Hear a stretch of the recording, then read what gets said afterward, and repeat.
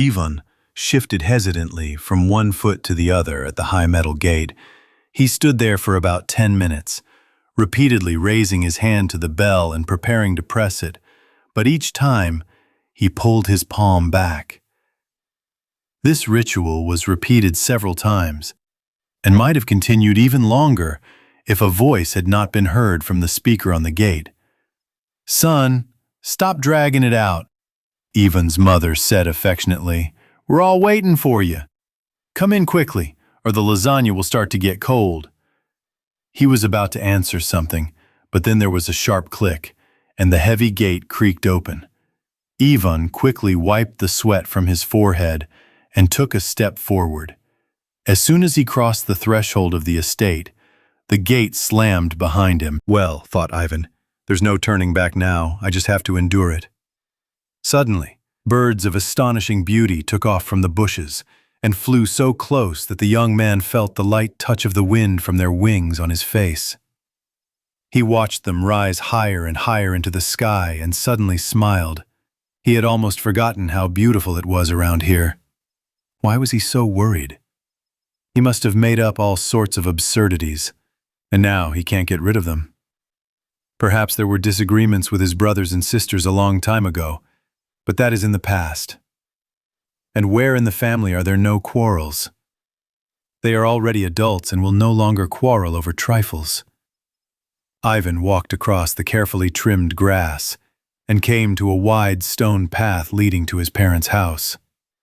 On both sides of the path stood wooden fences, dotted with fragrant wisteria. From the depths of the garden came the calm melody of a string orchestra. The sun was shining brightly. Birds were chirping in the treetops and colorful butterflies fluttered over the freshly mown lawn.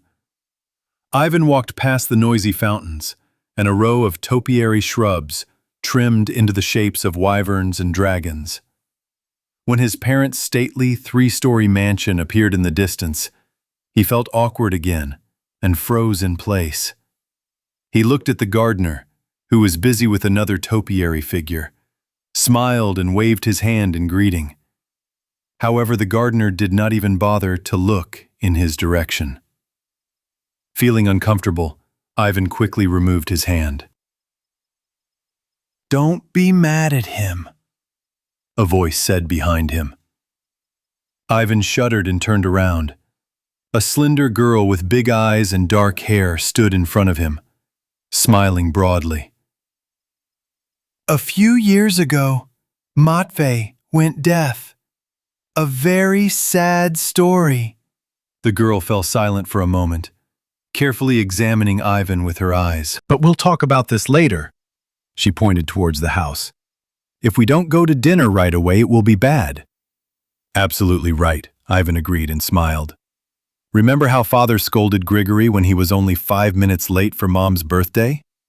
Ava burst out laughing. "Oh yes," she said. "I think Grigory will never forget this reprimand for the rest of his life." Ava stared at her parents' house for a long time, then turned to Ivan and, looking straight into his eyes, whispered, "I'm happy that you're here, Ivan." The young man smiled, not taking his eyes off her calm blue eyes, and hugged his older sister tightly. "Me too," he replied. They were silent for a while, watching the gardener work, after which Ava took Ivan's hand and asked, "Ready?" He squeezed her palm a little tighter, brushed a fallen lock of hair from his face, and nodded. "Let's go." As soon as they stepped onto the stone steps of the veranda, the door of the mansion instantly swung open, and a tall, slender woman with rosy cheeks and an expressive face ran out to meet them. "Finally!" she exclaimed. "Why did it take so long? The others have all been ready for a long time." "Hello, Mom." Ivan and Eva answered loudly at the same time. The woman wore an elegant blue satin dress that perfectly accentuated her slender figure and beautiful blue eyes. She quickly hugged the children, kissed them on the cheeks, and led them inside. The light from the open windows reflected on the shiny marble floor. The walls were decorated with tapestries depicting fantastic beasts. Lively conversations were taking place at the large table. Forks and spoons were clinking, and ringing laughter could be heard. Chewing a piece of turkey, Ivan glanced at a painting in a gold frame. It depicted a defeated dragon bowing its head before a fair-haired warrior armed with a sword covered in blood. Ivan's father, sitting at the head of the table, noticed his son's gaze and asked, "Ivan, why were you gone for so long? Are you working on a new project?" The voices at the table immediately stopped. All eyes turned to Ivan. He almost choked from awkwardness. Taking a sip of water, he wiped his mouth with a handkerchief and looked at his father. "Yes, you could say that," he said uncertainly. "Nothing important yet, just a couple of ideas, but Here he goes again with his little quirks." His older brother intervened, standing up from the table. Mikhail, a tall, trim brunette, the pride of his parents, looked sternly at his younger brother, then turned to their father. "Dad, stop it.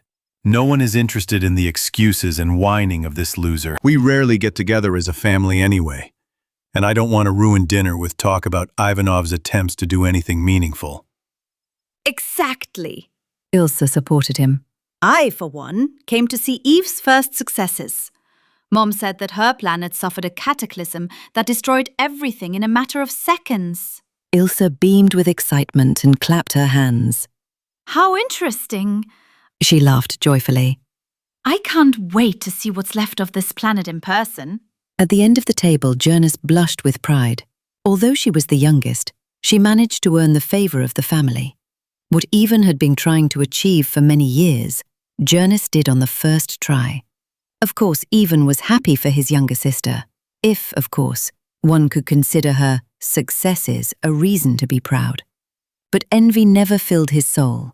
Rather, Ivan felt regret that no one in the family showed such interest in his own endeavors. No one supported him. No one except Ava. There had always been a special connection between them. She understood him more deeply than others. "Then let's be happy for little Jonas." Ilsa took the floor again. Everyone turned their attention to her. "I don't want to listen to more of Ivan's nonsense," Ilsa said with contempt, staring at her brother.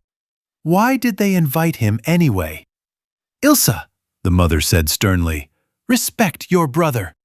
"And why exactly?" the girl snorted, rolling her eyes. "Does this incompetent deserve respect after he disgraced us at the General Games?" She gestured towards the assembled group. "Thank you, Ilsa," Mikhail said with a smile and a joking tone, raising his hands up. "Finally, someone understands me." His words were supported by the other brothers and sisters, and the room was filled with noise and conversation again. Ivan put down his fork, loosened his tie, and was sure that if he ate another bite, he would throw up. Now he dreamed of only one thing: to leave here as soon as possible. How naive he was. He hoped that over the years something would change. He glanced briefly towards the exit and was about to stand up when his father suddenly said sharply, "Ivan has not finished," in a cold voice. Silence reigned around him, and he added, "Please, son, continue. Tell me about your new idea." Ivan froze, unable to make a sound. His gaze was riveted on his father's impassive face, and then suddenly he felt a sharp pain under the table. Ava, who was sitting to his left, quietly nudged her brother with her foot and whispered, "Come on, Ivan. You can do it. The main thing is not to be afraid." The young man nodded nervously, feeling a shudder creeping up his body. He stood up, cleared his throat, and straightened out the folds of his jacket, saying, "So the idea of my new world, what are you mumbling about? Speak louder." Mikhail interrupted him. Eva looked at her older brother with disgust and urged Ivan not to pay attention to him. Mikhail only grinned even wider and began to chew. "So," Ivan began again, "the main essence of my world is non-interference. Non-interference? Mikhail grimaced. The twins Grigori and Cernak looked at their father in surprise. Jonas laughed sarcastically. Ilsa rolled her eyes and quietly said something like, "What a fool he is." Ivan wiped the sweat from his forehead, glanced at his smiling mother, then at his motionless father. The gray-haired man clasped his fingers together and nodded silently, signaling for him to continue. Ivan opened the notebook and quickly glanced at the necessary page. "Yes, you could say that it's a kind of non-interference policy," he continued. "I decided to give my creations complete freedom of action and not interfere in their affairs, under any circumstances." There was a brief silence. Ivan glanced around at those present and made sure that everyone was focused on him. After which, he continued speaking. "For example, like this." Ivan smiled. The young man snapped his fingers, and a transparent sphere appeared above the table. A few seconds later, a blue-green ball appeared inside the sphere. Then the camera moved closer, entering the depths of the planet. And at Ivan's click, the image froze. "The crown of my creation, man." The amazed Eva could not hold back her admiring sigh. The twins, carried away by the unusualness of the creature presented, stopped eating the pudding. "I found the idea of what these creatures could come to without my intervention incredibly intriguing." Ivan looked around at those gathered and smiled for the first time during the entire dinner. He finally felt that he was being taken seriously and listened to. Inspired by this, Ivan straightened his shoulders and spoke with much more confidence. "I've always wondered why we are so intent on controlling every aspect of our creation's lives. Don't they deserve to live their own lives? They should at least try. Why shouldn't we?" "Well, brother, this time you really outdid yourself." Mikhail laughed loudly. "Do I understand correctly that you are calling on us to praise your laziness and cowardice? You relaxed so much that you put all the blame on your animals and decided to do nothing yourself? How do you think we should win the general games?" An angry Mikhail jumped from his seat and with a wave of his hand destroyed Ivan's glowing sphere. "Can't you see that he's bringing shame on our family?" Mikhail looked piercingly at his father. "If it weren't for his failures, we would have been in the lead for a long time. Why do you have to endure all this ridicule because of this loser?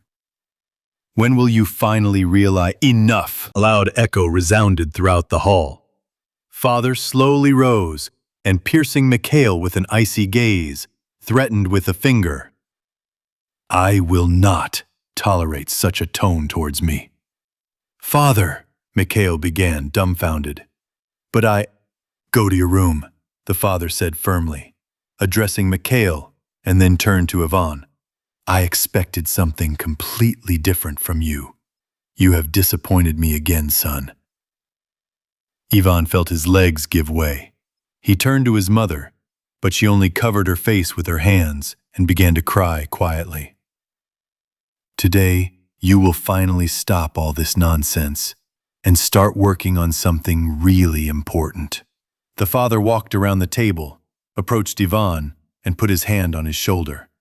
The boy, unable to hold back his tears, looked up at his father. "I hope you won't let me down again now." The hall as Harder was responding the previous meeting of the father, the hall exploded with loud applause. The audience enthusiastically greeted the winner, and the jury members, without any agreement, gave him 10 points each. This moment became a real triumph. Mikhail, beaming with pride, went on stage and received a sparkling cup from the judge.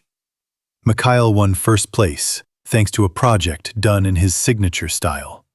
With his creations, he created a virus that destroyed all living nature on his planet in just 48 hours. The jury members were absolutely delighted with the work done. Ivan, who watched the results being announced from the top tier, warmly applauded his older brother.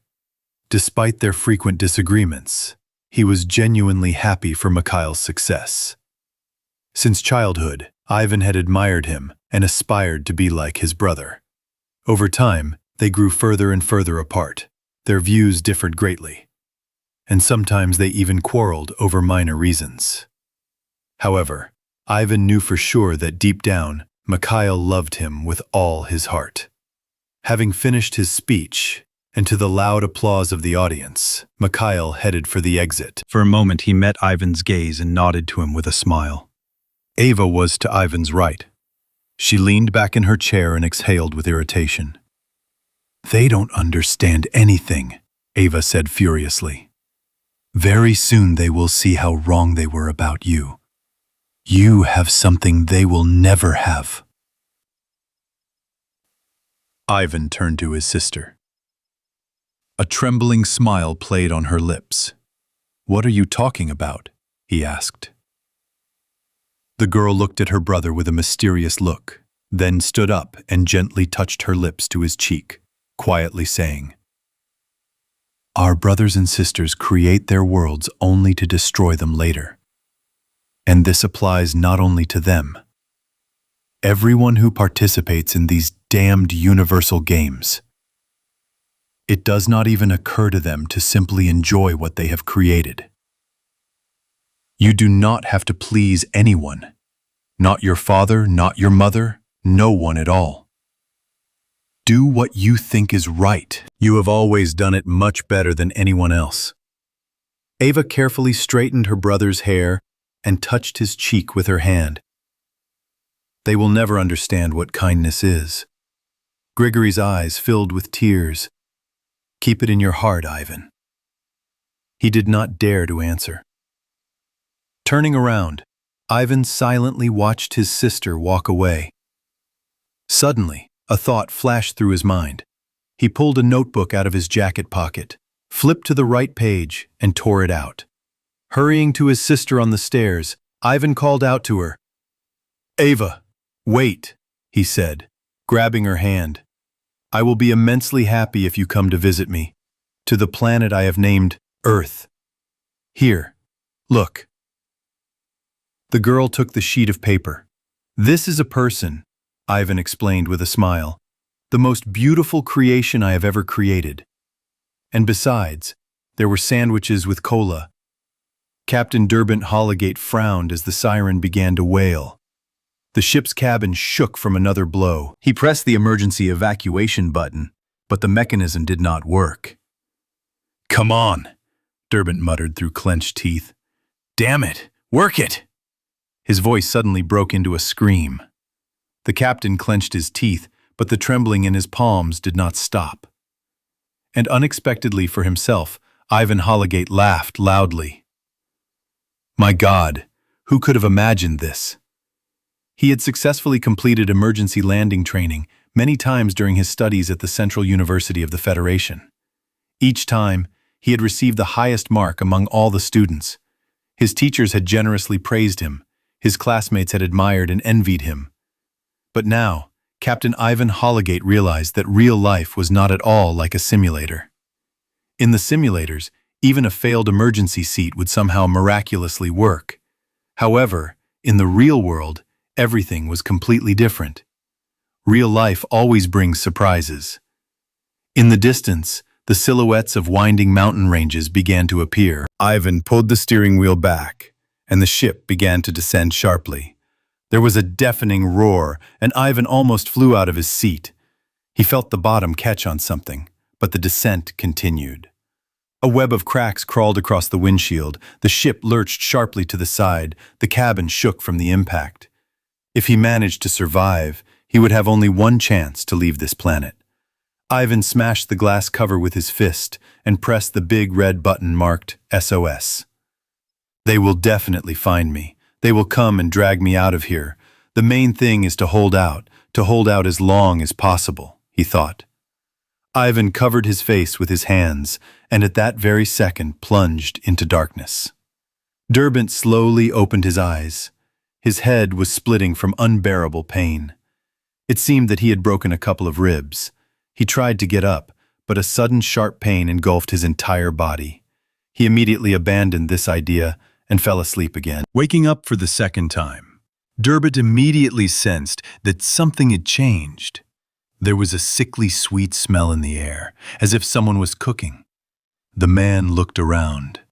He seemed to be in a deep cave, the light of which came only from a weak kerosene lamp. He tried to speak, but instead of words, a barely audible, hoarse sound escaped. Feeling his throat, he found a bandage tied around it. Looking down, he noticed that his legs below the knees were wrapped in some kind of light green plant. No, don't get up. A muffled voice came from the depths of the cave. You need complete rest now. Try to rest.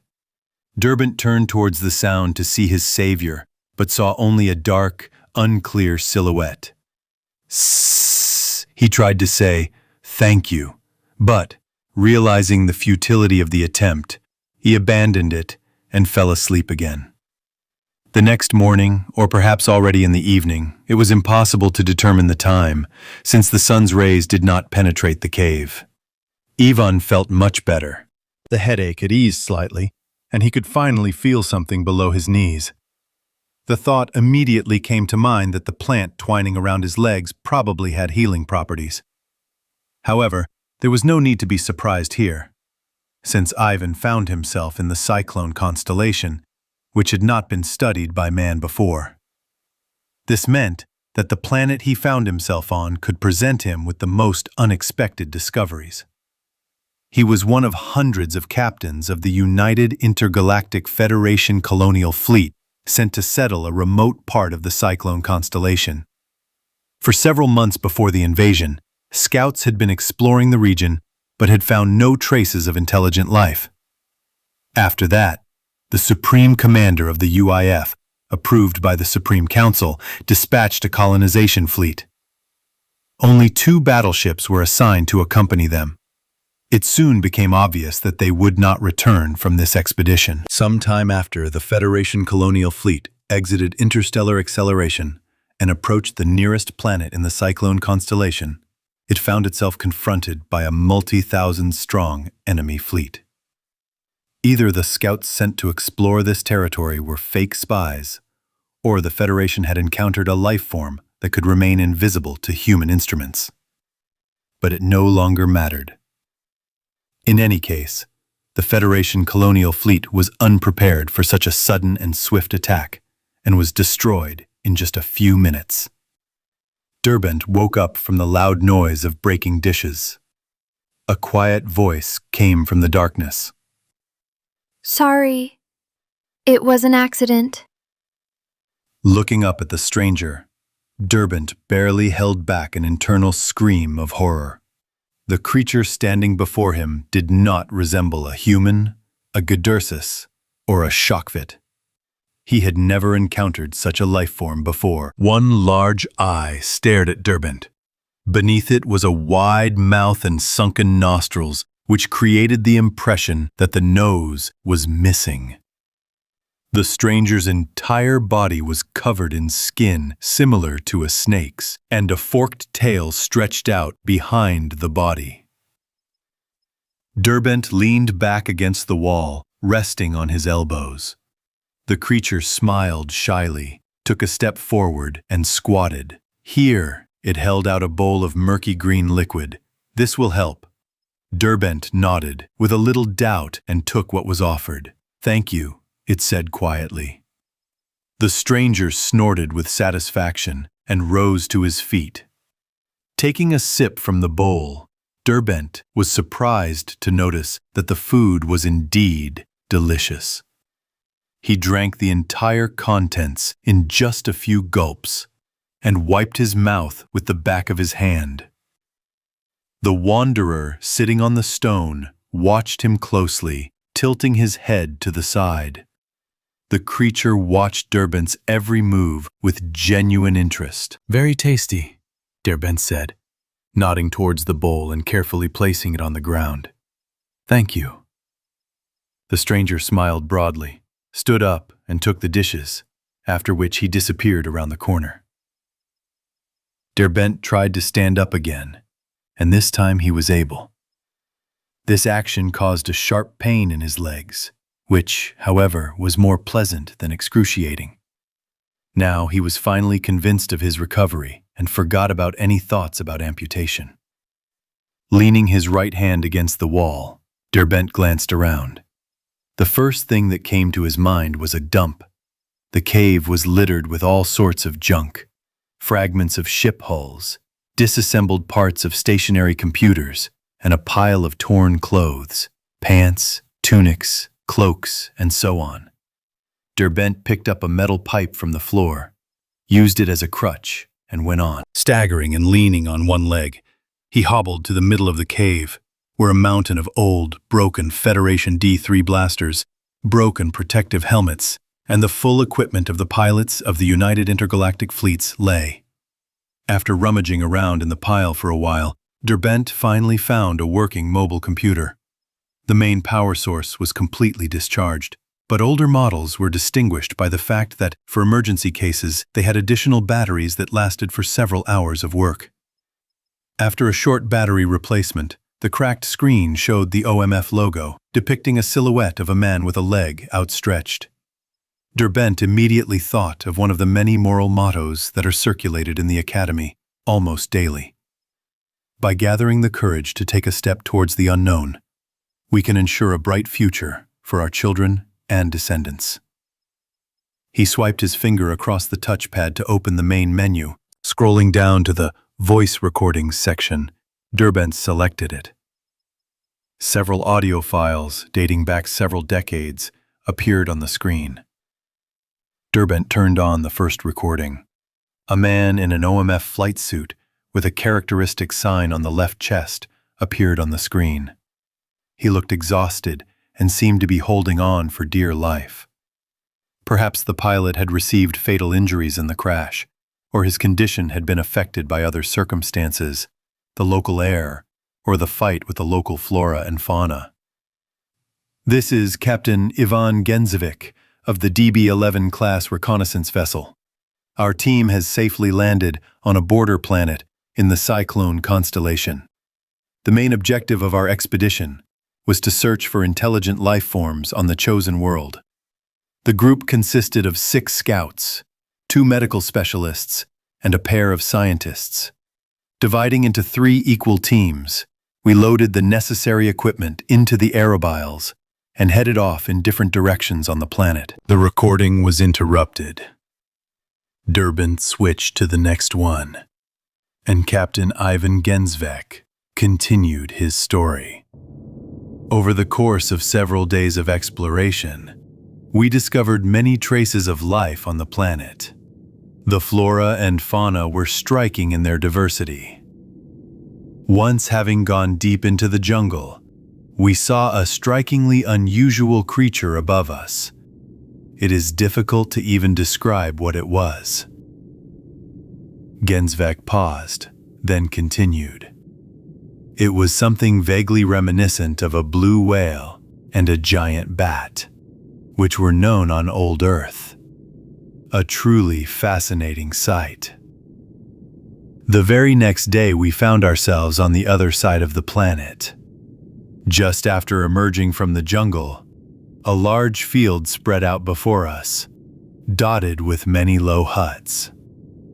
Hiding behind a hill, we decided to stay there for a while, to observe the local inhabitants. We lost contact with the remaining 2 groups almost immediately after we separated. I can't say for sure what happened to them, or whether any of them managed to get back to the ship. However, I am sure that if they did not die at the hands of the locals, they most likely did not survive one of the dangerous sandstorms or attacks by aggressive plants, which we managed to avoid in the jungle, only due to a lucky coincidence. Returning to the appearance of the native inhabitants of the settlement, it is worth noting that they were significantly taller than us. They were strong humanoid creatures with 2 pairs of arms, their bodies covered in thick fur. Overall, their behavior was not much different from human behavior. Otto Gensiv began coughing heavily again. Having recovered a little, he continued his story. As I said, their manners were quite human-like. We quickly found that this assumption was correct. Some of the natives worked on plantations. They grew vegetables and harvested a crop that resembled corn. The younger members of the people, children, fought with sticks, threw stones, and competed in long jumps. After some time, a long group of natives approached the settlement from the east, from far behind the mountains. We noticed that their muscular build and appearance clearly indicated that they were warriors. Some were holding long spears and axes, others were holding bows and arrows. Several carts, pulled by sturdy pack animals resembling mules, followed slowly behind them. At the very end of the column were probably prisoners of war. Their movements were restricted by double metal shackles on their hands and feet. In front of us appeared tailed, one-eyed creatures covered in scales. A pair of massive locals were whipping the fallen prisoners, trying to lift them up, but they were no longer able to continue their journey. It was obvious that the prisoners were completely exhausted and fell unconscious. At that very moment, we decided to leave this place as quickly as possible. Over the next 2 days, we managed to. At this point, the recording ended. Ivan poked his finger at the last fragment of the video, but an error occurred on the screen, and he was unable to watch the rest. He never found out how it all ended. Disappointed, he put the computer aside and slowly headed for the exit. But before he had even gone halfway, a stranger suddenly appeared in front of him. With a pleasant smile, he stepped out of the shadows and said, "I think it's time to talk. So, these same Pervexes won the Civil War and turned you into slaves?" Grigory asked quietly, dipping a Karamis cake into the Nurtog milk, took a bite and looked closely at Mikhail. Ivan had already eaten 4 of these flatbreads in the last hour. He was full after the second one, but he couldn't stop. The first association he had when biting into a flatbread made of Karamis was with his mother's signature pancakes. Nurtog milk is very similar to condensed milk with a subtle hint of cinnamon. Yes, that's right. Tvevux nodded, watching with affection as his guest devoured his cakes. For a long time, our peoples lived in peace, almost never intersecting. But after the Pervex had a coup, and Ardenax the Terrible became their leader, everything changed. They conquered our people in a matter of days and became the sole masters of Tornius. Tvevux fell silent and shook his head sadly. Ivan wiped his palms on his chest and put the food aside. "But why didn't you resist them?" Ivan asked. "In the entire history of our people, we have never created weapons or houses." Tvevux shrugged. "We are used to living in caves and eating only what nature gives us. Besides, before the arrival of Ardenax, the Pervex were not particularly warlike. They mainly hunted and farmed. For many centuries we lived in peace and harmony. But then, an oppressive silence reigned in the cave for a time. Ivan's ravenous appetite suddenly disappeared. He felt that if he ate even one more piece, he would immediately vomit it on the floor. "Listen, Tur." Durbin finally broke the silence. "Where did you actually get all these items?" He gestured towards the huge pile of junk behind him. "Most of these things were the property of my brothers." He hesitated a little, then added, "And this man in the video. Do you know what happened to him?" Tvevux looked attentively with his one eye at Durbin.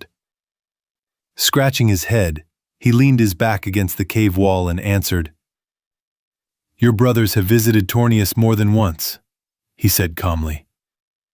"I wouldn't be surprised if one of them passed on their military technologies and knowledge to the Pervex." "Do you really want to say," Durbin frowned, "that it's all their fault?" "No. No, Durbin, you misunderstood me." Tvevux raised his hands up. "I do not want to offend you. Probably your brothers, not finding the resources they needed on the planet, flew away, not suspecting that they were leaving parts of weapons or other devices here.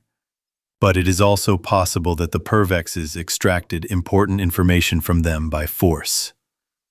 Tvevux took a deep breath. "At the foot of this very cave where I live flows one of the widest riverbeds on the planet.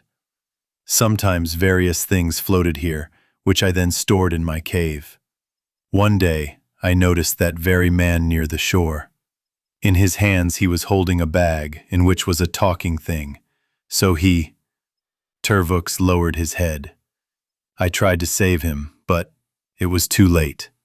Ivan leaned forward and patted him on the shoulder. You did everything you could, Ter, Grigory said seriously. You can't be blamed for what happened. Tervax slowly looked up at the man. I owe you a huge debt, and I don't think I'll ever be able to repay it. But there's no point in torturing yourself over that man's death. Tervax nodded modestly and smiled broadly. Soon he slapped his forehead. I almost forgot! He jumped up from his seat and ran to the pile of junk, starting to rummage through it. Where is it? Here.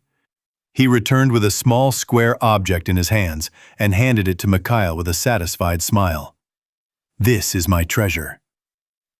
Mikhail looked at the book, 9 Wonders of the Old Earth, worn out from water and dirt, and almost burst into tears. Although he was born about 200 years after the last great monuments of the planet were destroyed, he had traveled virtually to the interactive museums of Shatpan and Godavar more than once. There are such beautiful conical structures there, Tervax said with admiration. Will you tell me more about them? Of course I will. Mikhail wiped away a tear. Oh, now we could have a couple of sandwiches with cola. What is a sandwich? Tervax frowned. Mikhail could not help but laugh and clapped his new friend on the shoulder.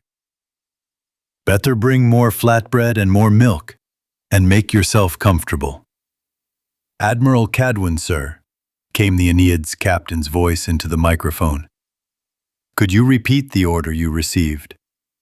Yes. The signal from the missing colony ship has been confirmed. It is now on this planet. Total destruction required? Yes, sir. Copy that. Over and out. At the moment when 200 bombers from the United Intergalactic Federation fleet, led by the giant flagship Aeneid, entered the boundaries of the Cyclone constellation, Captain Derbent Holligate was in a secluded cave deep in Tornius. There he shared memories of his past life with a new acquaintance and told about the secrets of making the best tuna sandwich. Large snowflakes were slowly falling on the cold asphalt. Excited passers-by were running bustling along the street. The magic of the coming Christmas was in the air. Hurrying from one store straight to another, people did not want to miss the opportunity. The line to the pastry shop began on the sidewalk. The faces of children happily holding sweets and gifts were shining with happiness. Boy Layton noticed a bright neon sign. Christmas toy sale, today only, up to 90% discounts. He tugged his mother's jacket sleeve, pointing to the store. The abundance of toys in the window amazed him. And what else was hidden inside, his head was simply spinning. Layton looked at his mother pleadingly. Mom, please, he drawled. The girl smiled and rolled her eyes. Ask your father for permission, she replied. The blond man grabbed his father's pants with a laugh and began jumping in one place. Daddy, Daddy, let's go to that shop, please. I promise I'll eat the whole bowl of porridge in kindergarten and I won't throw fruit at Mrs. Oettinge anymore. Really, I promise. Just come in, please!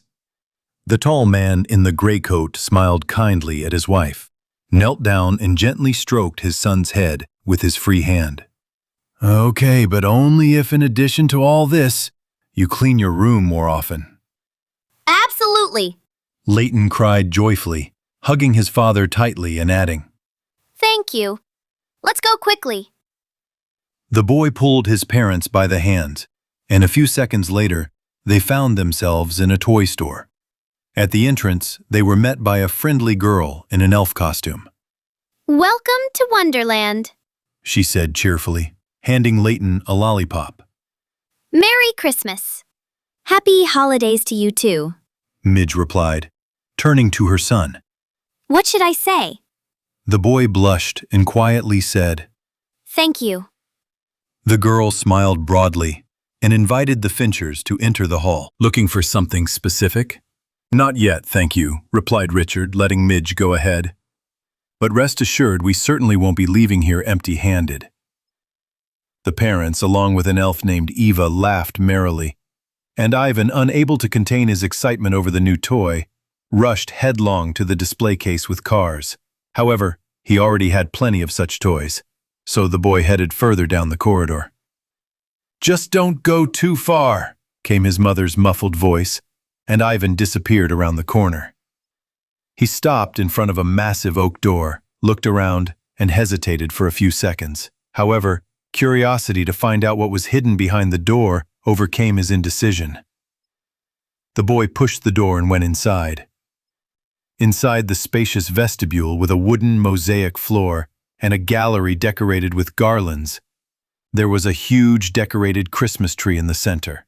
A wind-up train was slowly moving around it. The lush tree, covered with magnificent toys and twinkling lights, emitted a pleasant aroma of resin and pine needles. The top was crowned with a sparkling red star with gilding. Now it was hard to believe that this was the same building that he had entered with his parents just a few minutes ago. The boy's eyes ran wild from the variety of toys on the shelves. Ivan could not stop at one thing. Everywhere there were handmade toys of amazing beauty in the form of exotic animals, numerous construction sets, and robots. Suddenly a bird flew over his head and out the open window. Ivan had never seen such a bird before. It even seemed to him that flames were bursting out of its beak. Ivan approached one of the shelves and gasped in surprise. Below stood magnificent metal knights crusaders, riding horses, glittering in the light. A little higher were rows of tin soldiers from the Napoleonic Wars, of different sizes and with different uniforms. Ivan reached out and grabbed one of the knights. The boy was amazed by the delicacy of execution.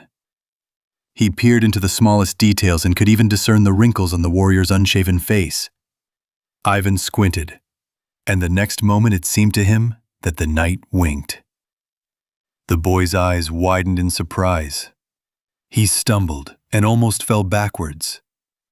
But at that moment, someone's hands deftly supported him, preventing him from falling. "Be careful, young man," he heard a soft male voice. The elderly man took off his felt hat and bowed politely to Ivan. "Mr. Roger Charrington, proprietor of this humble shop. At your service," he smiled, extending his hand to the boy. For a few seconds, Ivan studied his savior in shock, then quickly shook the small hand covered in pigment spots. Charrington was dressed in a bright velvet suit with many flowers, a blue shirt with a stand-up collar, and a silk bow tie peeked out from under a yellow polka-dot jacket, and his purple satin trousers were decorated with intricate patterns. "Thank you, Mr. Charrington," Ivan squeezed out, a little embarrassed. "What's your name?" At that very moment, looking straight into Mr. Charrington's eyes, Ivan noticed to himself how kind the old man's eyes were. The look was warm, filled with generosity and genuine goodwill. Ivan could not explain exactly why, but for some incomprehensible impulse, this man inspired in him a complete feeling of trust. The older man nodded and glanced at the knight Ivan still held in his arms. "It's a very unusual job, isn't it?" "Oh, yes, sir. I've never seen anything like it. For a moment I even thought he winked at me." "Oh, Ivan, I'm quite sure you weren't imagining things," Mr. Charrington said cheerfully. After these words, the boy smiled broadly. He twirled the knight in his hands and was about to put it on the shelf, but the old man stopped Ivan. "No, no, my young friend. Keep it for yourself. It's your gift." Ivan's face lit up with joy. "Thank you very much, Mr. Charrington." "Oh, no need to thank me. I have not the slightest credit for this. You yourself have fully earned this gift. But I have something else for you." For a moment, Ivan hesitated, looking towards the exit. Mr. Charrington noticed his hesitation and put his hand on his shoulder. If it's time for you to go, that's okay, the old man said softly. You can ask your parents for permission and come back another time. But Christmas is tomorrow, and then the gift I have prepared for you will be unavailable. It's up to you, Ivan. The golden red star on top of the tree suddenly sparkled, and in the depths of the corridor, a staircase appeared from under the floor, leading to the second floor. Ivan was dumbfounded with surprise. The old man looked at his pocket watch and asked, "So what will you decide? Now is just the right moment." From the upper floor came the magical melodies of Christmas carols, and in the distance, ringing children's laughter could be heard. A door appeared in the doorway, which slowly with a long creak swung open, and a curly-haired girl of about 6 years old came down the steps. She ran to Mr. Charrington, and biting off a piece of cotton candy said plaintively, "Mr. Charrington, Mikhail does not want to return my doll." The old man laughed cheerfully and replied, "Eva, first meet this young man, and then we will sort out your doll." The girl hesitantly turned to Ivan and cast a dark, penetrating glance. But a moment later she approached him and held out the candy. "Would you like some?" she asked with a smile. Yes, thank you. Ivan answered awkwardly, accepting the treat. "That's great," said Gregory Charrington. And taking the girl's hand, he headed for the stairs. Having climbed the first step, he looked back and asked, "Will you come with us?" The boy looked at the knight in his hand, bit off the cotton candy, and cheerfully answered, "Of course." As soon as Ivan stepped onto the stairs, the oak door behind him slowly disappeared. Olivia grabbed his hand and pulled him forward. "Hurry before the ice cream runs out." Running to the front door, Olivia grabbed the handle, and the children, captivated by the bright lights and the sounds of festive music, enthusiastically stepped inside. As soon as the door closed behind them, Roger Charrington smiled with satisfaction, snapped his fingers, and the stairs, as if dissolving into thin air, disappeared.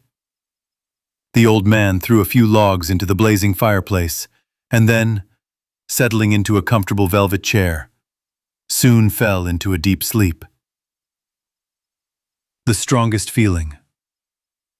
I find my true happiness in traveling. It has long been my hobby, source of income, and, perhaps, the meaning of my existence. I am forever walking from one corner of the world to another, rarely staying in one place for long. Of course, sometimes such travels are exhausting to the limit, taking an incredible amount of energy. But in the end, it is all justified, and I must admit that I do not want to do anything else at all. It is a unique feeling to glide between worlds. Like a surfer rushing through the waves, you move through different dimensions, acquiring new shapes and forms. Each time, incredibly beautiful worlds open up before you, filling your mind with admiration and inspiration. I wrote articles and books about the places I had visited. I collected and sold various unique items and rare artifacts, which allowed me to make a living. It seemed that in my entire life, I had experienced and seen almost everything. Even if I were immortal, there would still not be enough time to explore the vast and ever-expanding universe completely. I recently flew past Proxima Centauri and just couldn't resist stopping at the planet Sheridan. I'll be honest, this world makes the most delicious cinnamon donuts in the galaxy. Having had my fill of this favorite treat, I opened my navigation tablet and chose the next point of my journey, a planet located in the constellation Cygnus. I was racing through countless clusters of stars, some of which I had visited more than once. It seemed that nothing could surprise me anymore. But to my amazement, I found myself in a star system that was completely new to me. According to the Okerfus reference book, it is most often called solar. Most of the planets around were lifeless and did not attract my attention. However, One of them was inhabited. I must admit that Earth really impressed me. No, this planet did not amaze me with exceptional beauty.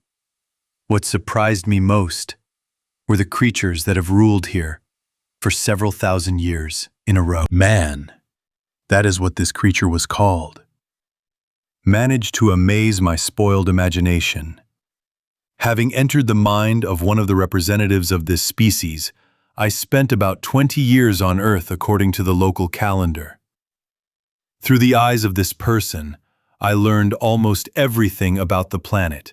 Although, I admit, leaving Earth, I have many unresolved questions. This planet is far from the most technologically advanced of all that I have visited. The real beginning of Earth civilization is still to come, but what interested me here was something completely different. I went through many of my host's emotions and experiences, and I must admit that it was incredible. I had never experienced anything like this before. Joy and sadness, love and hostility. Even, that was the name of my host, left a huge impression on me. For 2 years, he dated a woman named Rosetta, and then they tied the knot. In 5 years, they had 2 children, both girls. Judging by the films I watched and the books I read about Ivan's life, their family was truly happy. Of course, Rosetta sometimes reproached Ivan for his socks scattered around the apartment, and her eldest daughter Ophelia for her skirts being too short, but the love between them was stronger than all the nagging. By earthly standards, their family was almost an example of a real, almost ideal family. I didn't even consider leaving Ivan's body. His life was eventful and very exciting. He had all the necessary resources for me to study Earthlings in detail and understand them better. Everything suited me without exception. In addition, by the age of 40, Ivan had taken the position of director in one of the leading trading companies in Europe. Thanks to this, he often traveled to different countries, which opened up a unique opportunity for me to get to know the diverse cultures and customs of the inhabitants of Earth more deeply. It was incredible. People are so diverse and yet so similar in so many ways. It was mind-blowing. I had never seen anything like it before. But good moments were followed by difficult periods. About 2 years ago, a tragedy occurred in the Curbing family. Rosetta was hit by a car. As far as I know, she is still in a coma. There was not a single day that Ivan did not visit her in the hospital. The pain and grief that I experienced with him were extremely difficult. I cannot explain why I have not yet moved into another body. Perhaps during all the time spent in Ivan's body, I became very attached to him. It seemed obligatory to share this bitter experience with him. Moreover, during the entire time Rosetta was in a coma, Ivan did not even have a single thought about intimate relations with anyone else. Absolutely not a single one. Believe me, I know this for sure.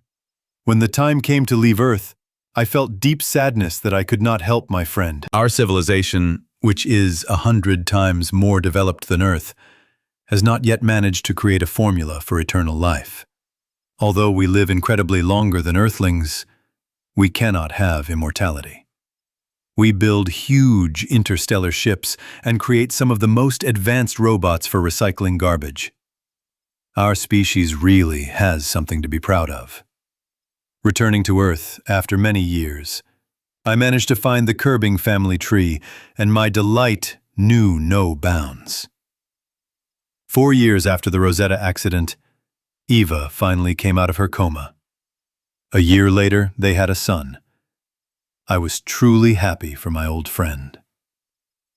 Now, having finished my story, I am forced to leave this planet in our small solar system again. Humans, like all living things, are far from perfect. They harm their own planet and hurt each other. In terms of technology, our race is far ahead, but we lack something more important. A feeling that I did not even suspect while I was on Earth. The amazing Earthling Claudio Curbing will forever remain in my memory. It was he who proved to me that the power of love is the most powerful in the vast expanses of the universe. Ivan stopped moving and turned his head to the side. He looked closely at the hand that was sticking out from under the pile of debris and rubble. He dropped to one knee and pulled the hand towards himself. At that moment there was a sound of tearing fabric, and Ivan stopped. Throwing some of the rubble aside, he finally saw what had caught his attention. It was a little girl's doll. She probably wore a red polka-dot dress, but it was hard to tell now. The fabric had faded almost completely over the past 100 years, and now looked more pink than red. Ivan looked closely at the tiny black beads where the eyes were. He turned the doll over a few times, then stood up. The idea of naming the doll Eva immediately popped into his head. Now, he could no longer explain why this name had come to mind. Perhaps his owner's daughter had once had such a name.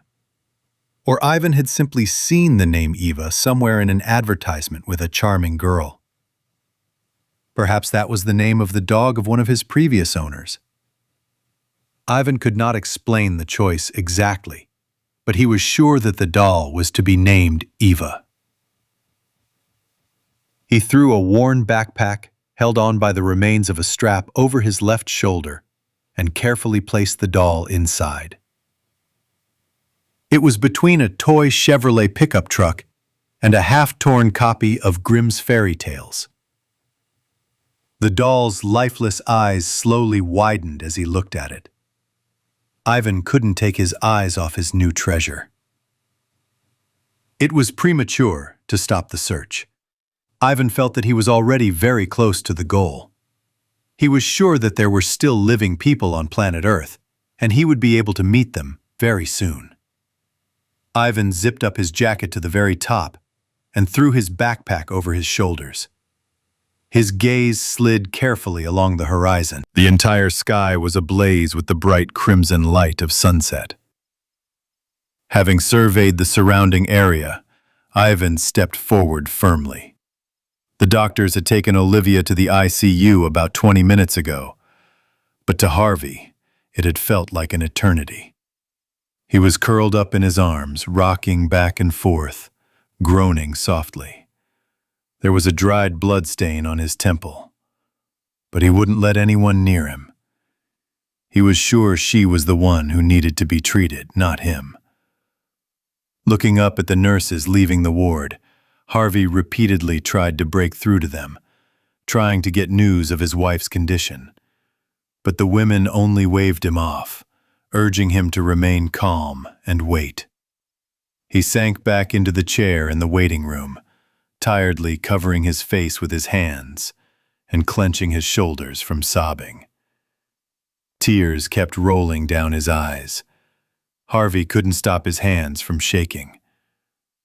A few minutes passed until he heard a light footstep approaching. The man raised his head and jumped up. A young nurse stood in front of him.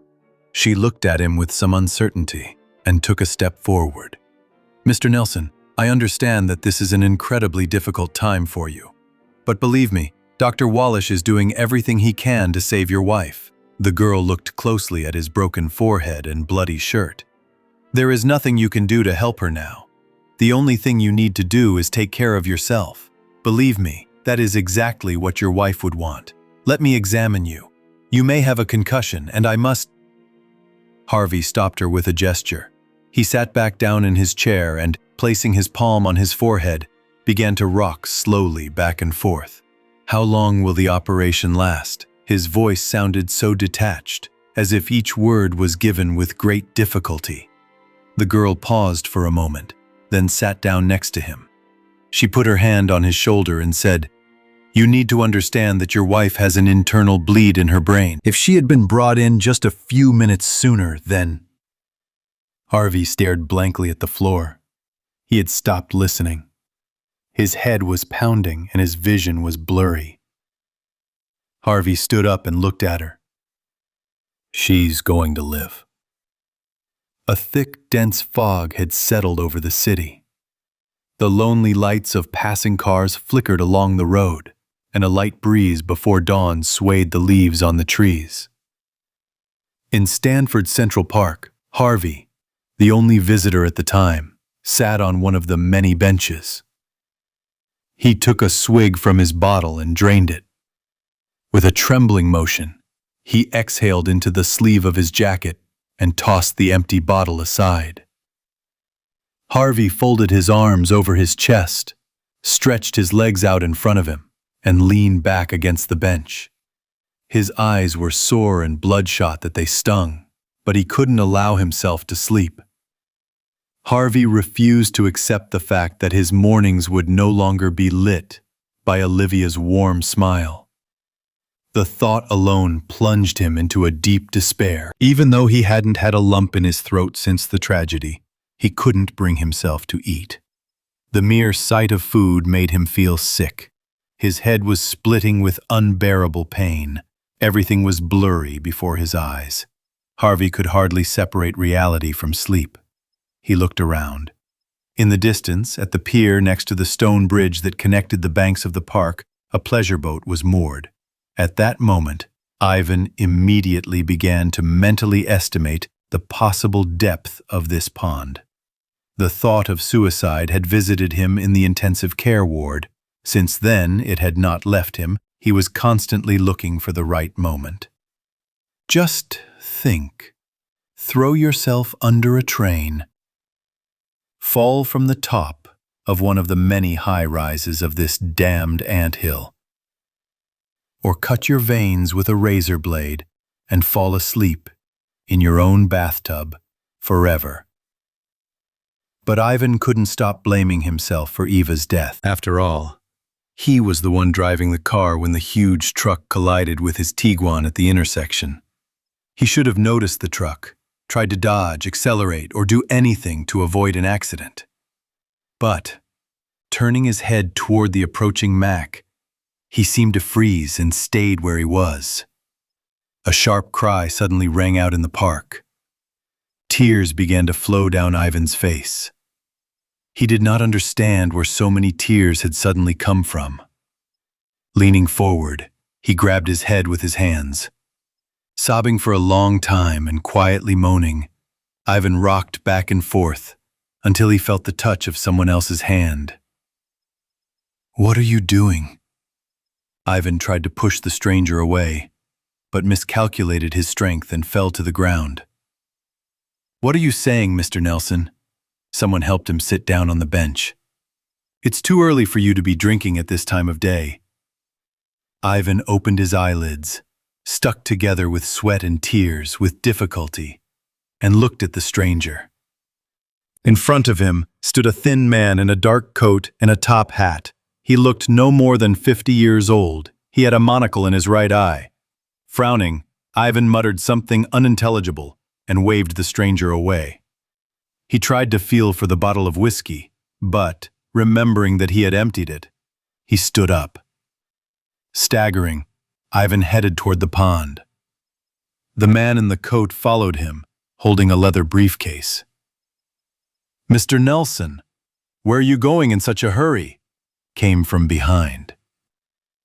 The dawn was just beginning to break. Dim rays of sunlight penetrated through the disappearing fog.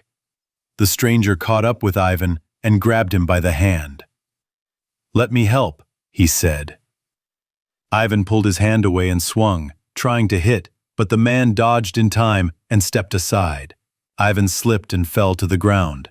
"How do you want to help me?" he cried out, hitting his face on the asphalt and breaking his nose. Despite the pain, he quickly got up, straightened up, and spat blood at the stranger's feet, ordering, "Leave me alone," and wiped his nose with the back of his hand, after which he walked on.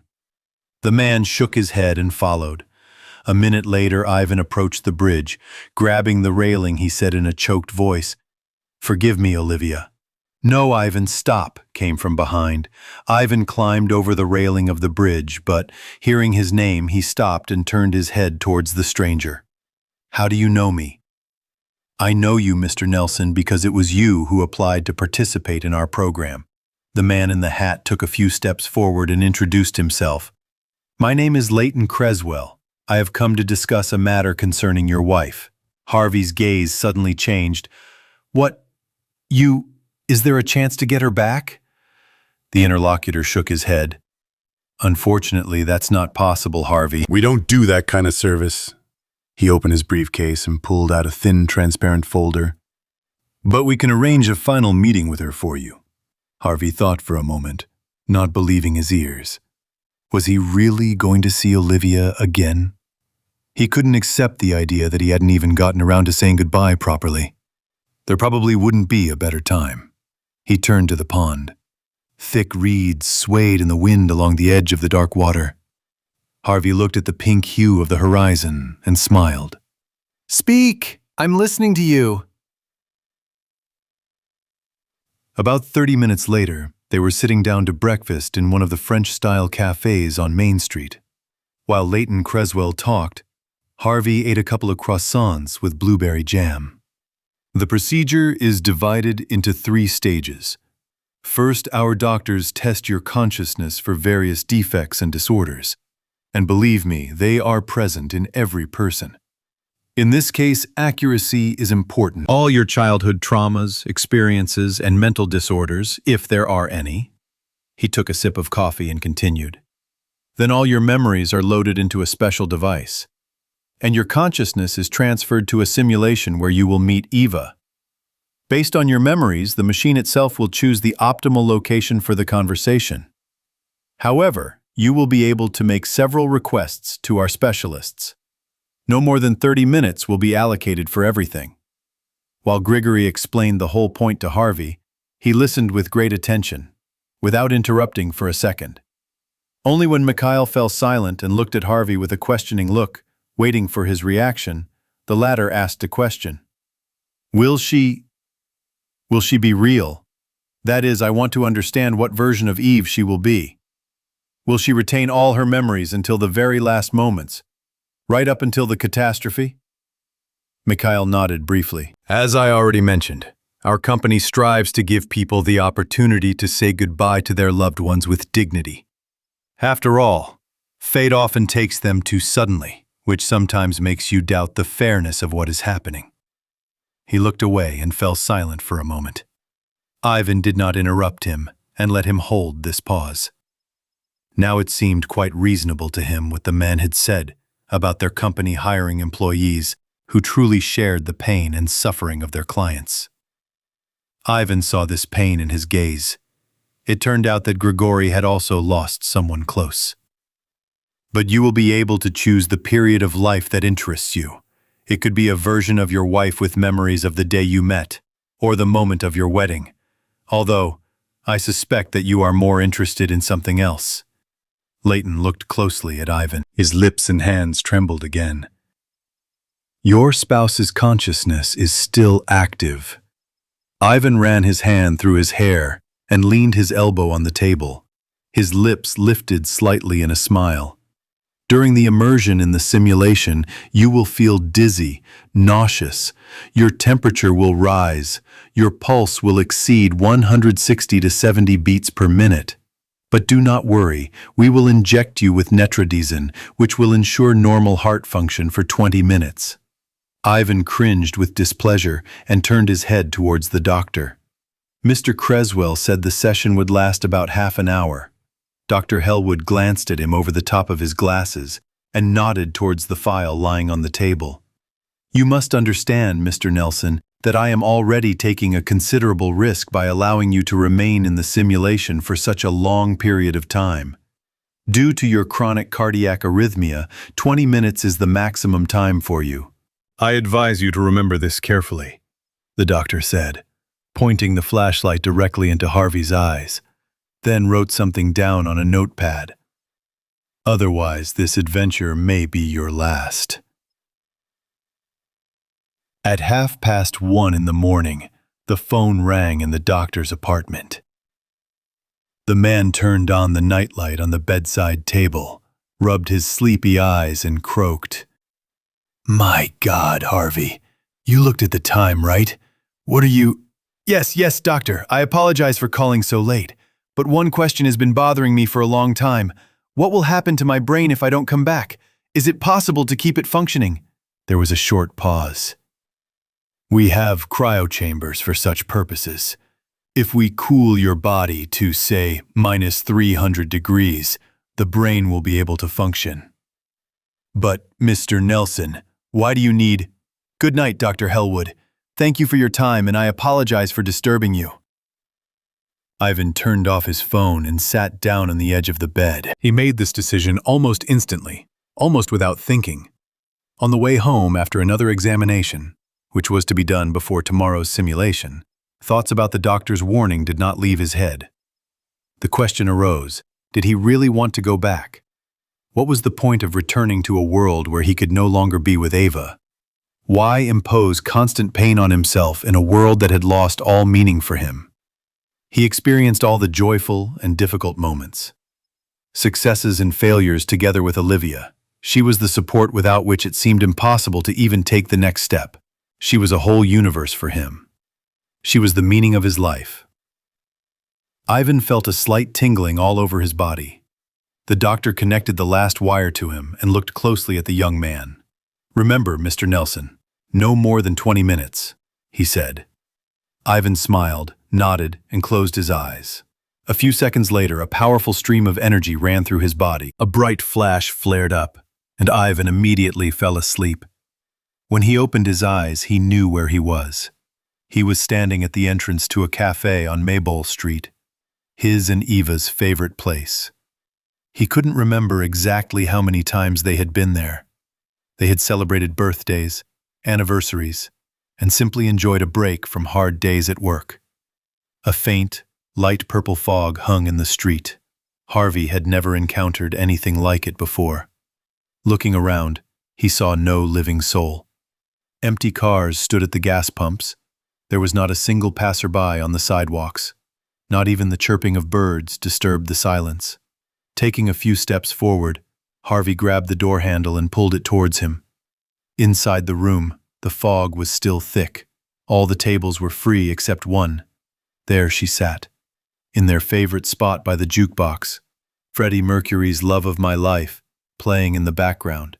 The same song they'd heard when they first kissed at their high school prom. Harvey touched his palm to his lips. "Oh my God," he muttered. He walked up to her table with trembling legs. Eva took a bite of her favorite cherry pie and smiled, looking straight into his eyes. A thin tear rolled down Harvey's cheek. He dropped to his knees and wrapped his arms around her waist. "Oh, Olivia," he whispered, unable to believe it. "Is it really you?" She squeezed his shaking hand tightly and helped him up.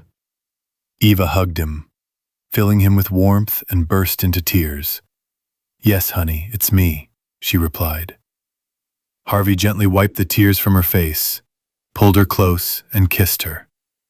He tried to keep this magical moment in his memory longer. Ivan could not imagine his life further without the scent of her hair, the magical timbre of her voice, light touches, a dazzling smile, and inexhaustible optimism that helped him not to lose hope in the most difficult hours.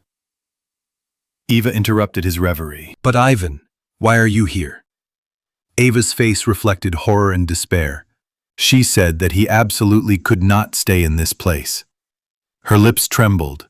The girl pulled away and covered her face with her hands. "Oh my God, Ivan, what have you done?" Ivan smiled and pulled Ava towards him again. "Oh my dear, I'm afraid I don't really realize that I've sinned," Eve said, laying her head on his shoulder. "Even in my wildest dreams, I never expected that fate would give me the chance to spend eternity with you." He felt hot breath on his cheek, and Ivan touched his lips to hers. Several long moments passed before she looked at him and smiled tenderly. They continued to twirl smoothly in a slow dance, piercing the thick veil of fog floating in the air. After a thorough study of the Orneos people's lifestyle, Ivan came to the conclusion that the planet needed immediate destruction.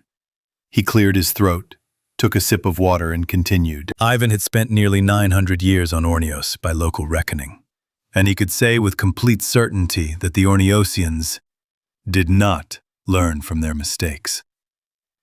More than 600 years ago, the leaders of the planet's most powerful nations had brought their armies into conflict with each other, which nearly led to the complete destruction of Orneos. Then, Ivan decided to exercise his exclusive right to intervene and prevented a terrible catastrophe.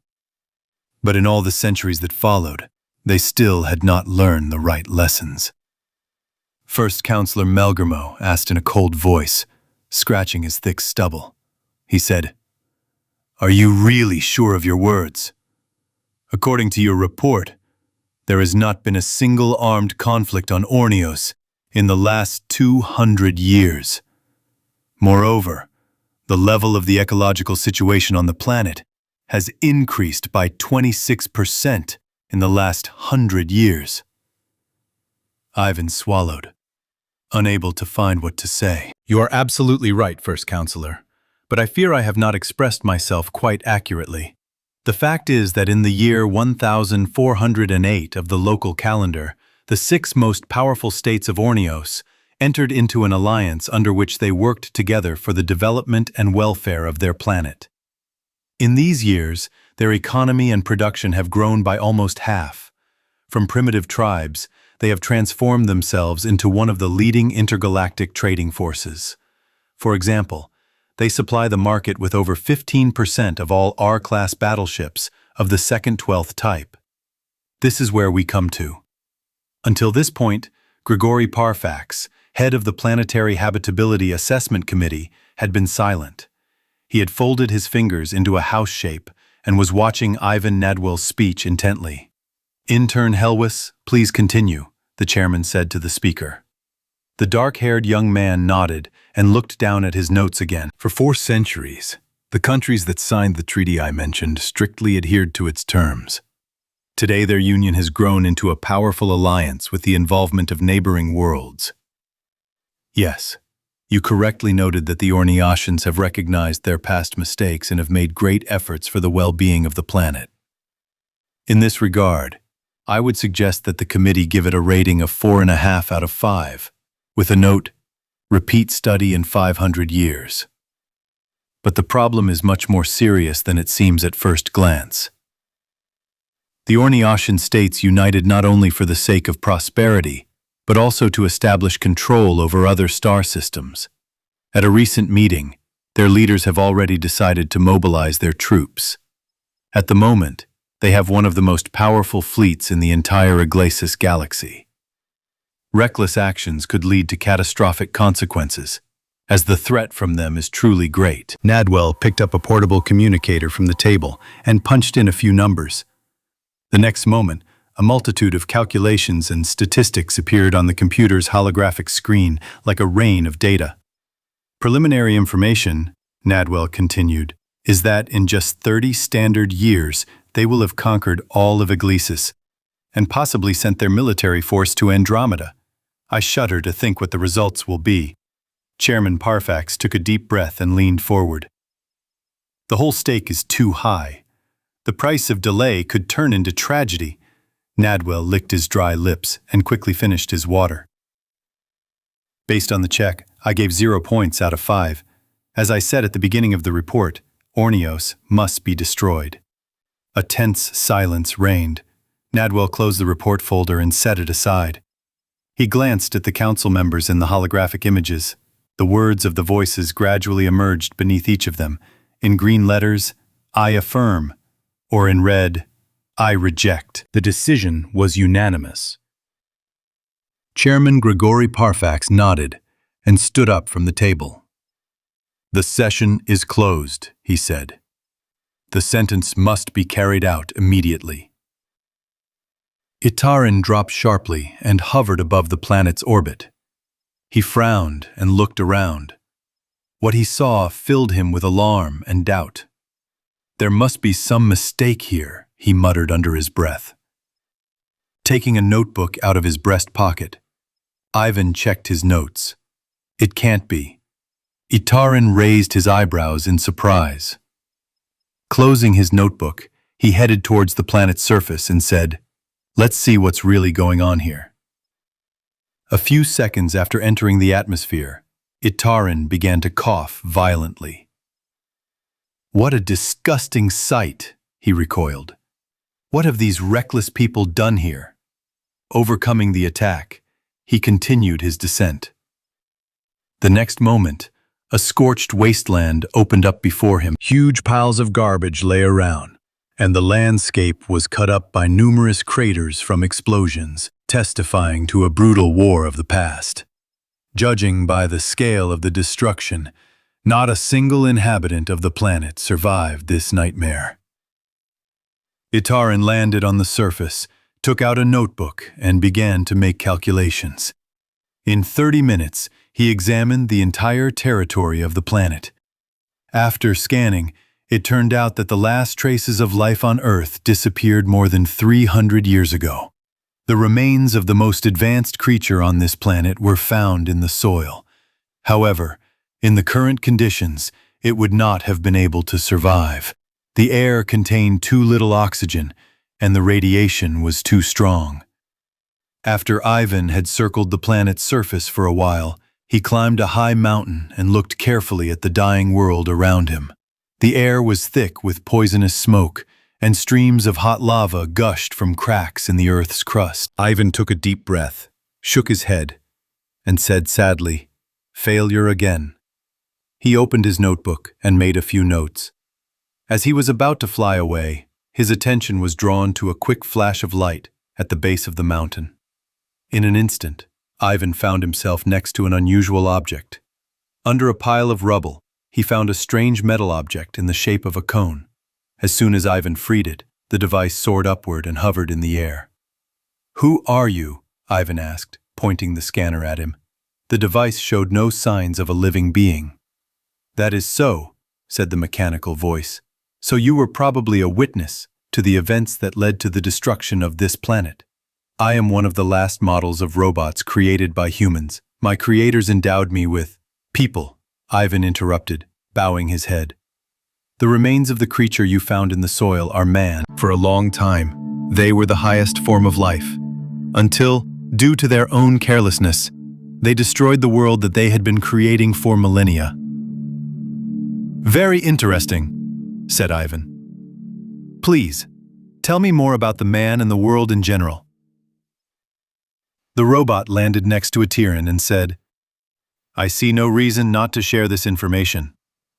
At least this way, I will not cause any more harm to my creators.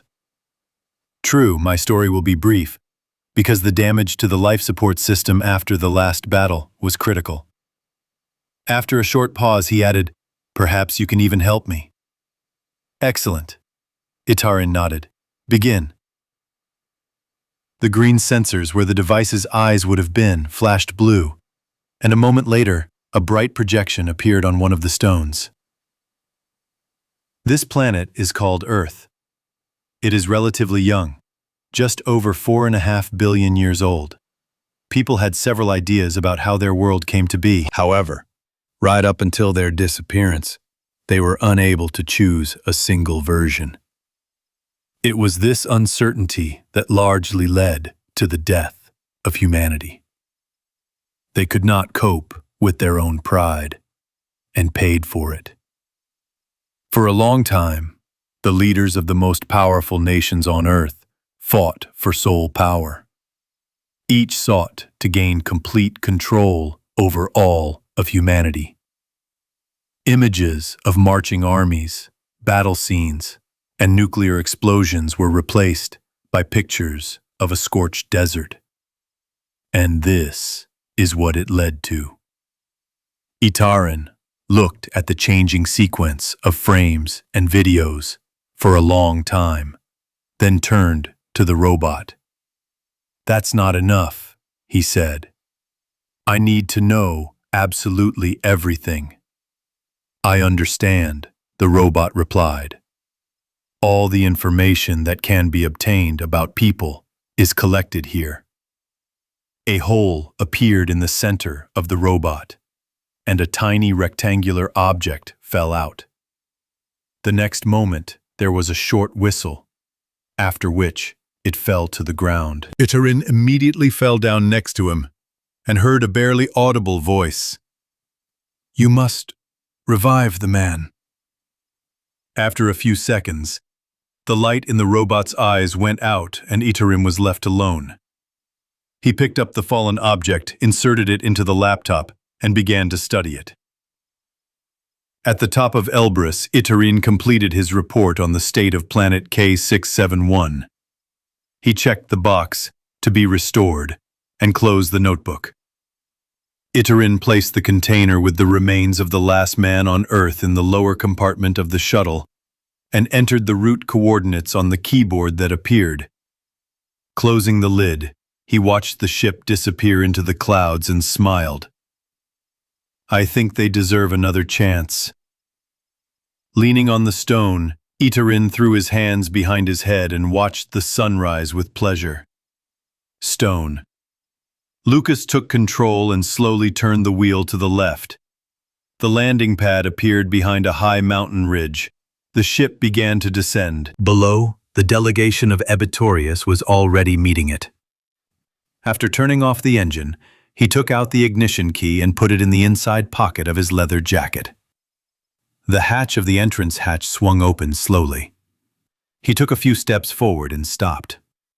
A bright red star was already shining high in the sky. It was stiflingly hot outside. Luca took off his cap and wiped the sweat from his forehead. Combing his hair and unbuttoning his jacket, he took the last sips of water from his flask.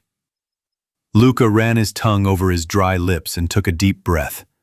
Everything was fine. Now they would give him something to drink and eat, and he could get to work. He threw the heavy bag over his shoulder and stepped onto the hot sand of the planet Ebitorius. Even through the soles of his boots, he could feel the burning of his heels.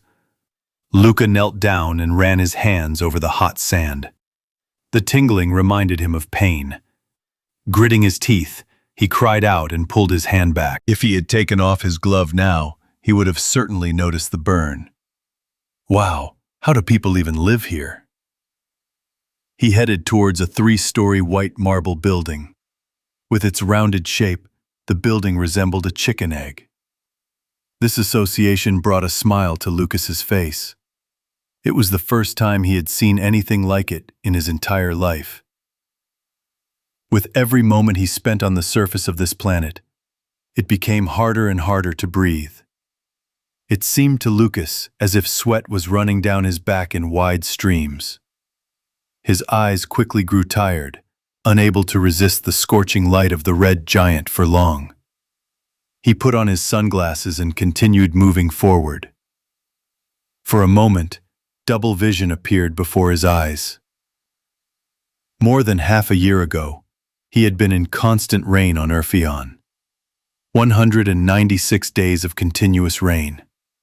Now, finding himself in a stifling heat of almost 70 degrees Celsius, he felt as if he had been immersed in boiling water. There was absolute silence all around. No birds chirping, no gentle breeze. It seemed he could only hear the beating of his own heart and the crunch of sand under his feet. A few minutes later, he climbed the hillside where they were waiting for him. A tall, strong man came out to meet Lucas, his arms outstretched. He wore dark aviator glasses, and his head was hidden under a canopy or scarf to protect him from getting burned. The man adjusted the hem of his white cotton tunic and smiled broadly as he approached Lucas. "Welcome, Mr. Simmons," he said. Lucas shook his hand and asked, "How was your flight? Did everything go smoothly?" "In general, everything went smoothly, but at the border of the Circean system, I had to wait for a few hours. At customs, they found minor spelling errors in my documents. I had to go through an additional check. However," Lucas found it difficult to speak. He ran his tongue over his dry lips. Suddenly, a sharp pain pierced him in the back of his head, and he pushed himself back sharply. "But don't worry. Everything is already okay." Chula Jean, Sheriff. Lucas fell backwards, lying on his back. Sharp screams could be heard in the distance. His eyelids began to slowly close, and soon he fell into a deep sleep. He woke up to the cold touch of a damp towel on his forehead. Running his eyes around the room, Lucas saw a young girl sitting next to him on the bed. Her long dark curls fell to her shoulders, and her bright blue eyes were mesmerizing in their depth and warmth. The light tunic she wore, was trimmed with a belt at the waist. Lucas could not take his eyes off her. When her face lit up with a radiant smile, he felt a slight embarrassment and tried to sit up. "You are Dr. Simmons, do not try to get up." The girl's soft and confident voice sounded, leaving no room for doubt. "You are not strong enough yet." The room was filled with cozy semi-shade, which was pleasant to the eye. The windows were tightly closed. In the left corner, there was a spacious closet, next to which lay Lucas's things, including all his outerwear. He suddenly noticed that he was in his underwear. In the middle of the room hung a wide plasma TV, on the screen of which picturesque views of old Earth slowly changed. The magnificent fjords of Norway, the endless fields and mountain landscapes of New Zealand, the huge drifting glaciers of harsh Iceland. During his studies at the university, Lucas studied many books and films on geography, and now, looking at the screen, he could not tear himself away from such beauty.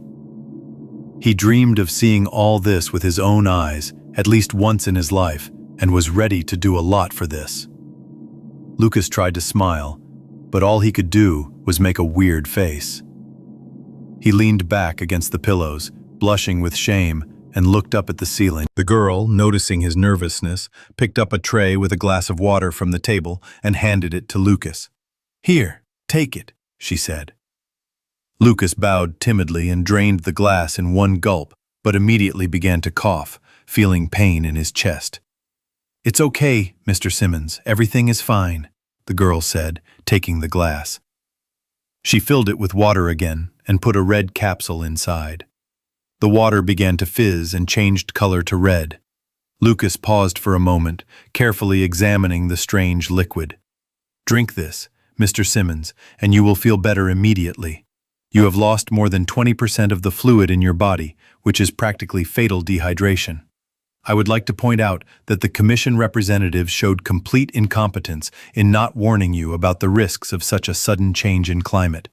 If you had come to me just a few minutes later, then thank you," Lucas interrupted, his voice hoarse. The word left a painful sensation in his throat. He drained the glass and wiped his lips with the back of his hand. "Now, try to get some sleep, Mr. Simmons." The girl smiled again and got out of bed. "You need to regain your strength." Taking the empty tray with her, she headed for the exit. Lucas, as if enchanted, lingered on her with an admiring gaze. When she had already touched the touch panel and the doors opened, he muttered, "Excuse me, what is your name?" She turned around and he saw the same soft, glowing smile. "Rose Lane, I have been appointed your assistant." He nodded affirmatively. "Rest, Mr. Simmons. A difficult month lies ahead." Rose stepped out into the hallway, leaving him alone. The soft purple light of the fluorescent lights slowly faded, and Lucas fell asleep. The next day he felt much better, although his head still ached. As soon as he got out of bed, Lucas realized how hungry he was. But first, he urgently needed a shower. He hadn't washed for 3 days, and the room smelled disgusting. Having finished the washing process, he changed into fresh clothes. In the closet, a spacious caftan and linen trousers were prepared for him, which looked very comfortable. "You have some unusual dress codes here," he remarked with interest. After changing, he went out into the corridor. The bright sunlight made him squint. Ivan covered his eyes with his hand and carefully walked along the corridor. He walked barefoot, and the smooth tiles pleasantly cooled his feet. The air conditioning systems worked without interruption, which is why the room was pleasantly cool. On both sides of the corridor there were wide walls of transparent sun-protective glass. However, they only partially protected from the bright rays of the sun. Ivan again felt a sting in his eyes, but perhaps this was due to yesterday's blow, from which he had not yet recovered. As he moved further down the corridor, Ivan was surprised to notice how quiet it was, as if he was in a soundproof capsule. "It's unbelievable. And I have to spend a whole month here. How do they even live in such conditions? Is it possible to get used to it?" His thoughts were interrupted by a familiar voice. Mr. Simmons! Grigori came out of the door at the end of the corridor, the same man with whom Ivan had recently had an unpleasant incident, and after a conversation with whom he lost consciousness. There was a serious look on Grigori's face. Please accept my deepest apologies for what happened. I have already sent a complaint to the Expeditionary Commission. As far as I know, you came to us directly from Erfian. Yes, sir, but... The man raised his hands, spittle flying everywhere. His face was distorted with genuine anger. It seemed like he really had nothing to do with this. This is a complete disgrace! They had no right to send you to Ebitorius until the acclimatization period was over.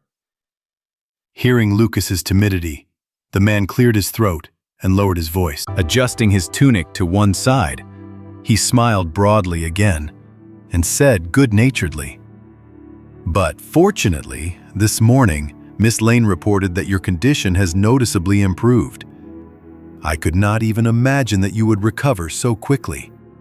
This is what I call true dedication to the job. Keep it up." The stranger came close to Lucas and beamed. He put his hand on his back and politely invited him to take a walk.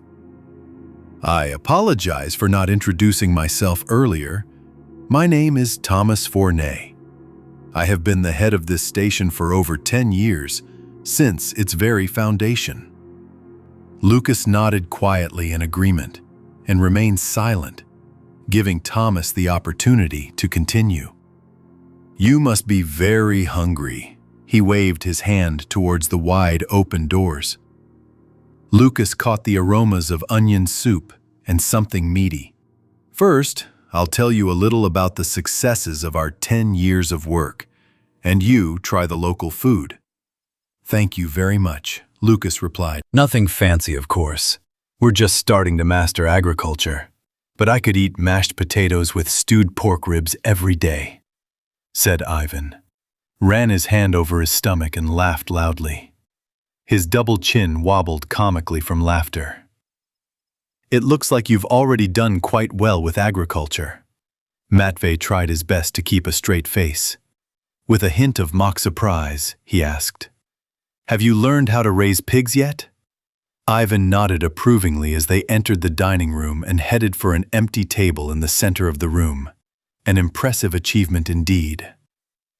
Ivan smiled broadly and assured Matvey that this was only the beginning of the journey.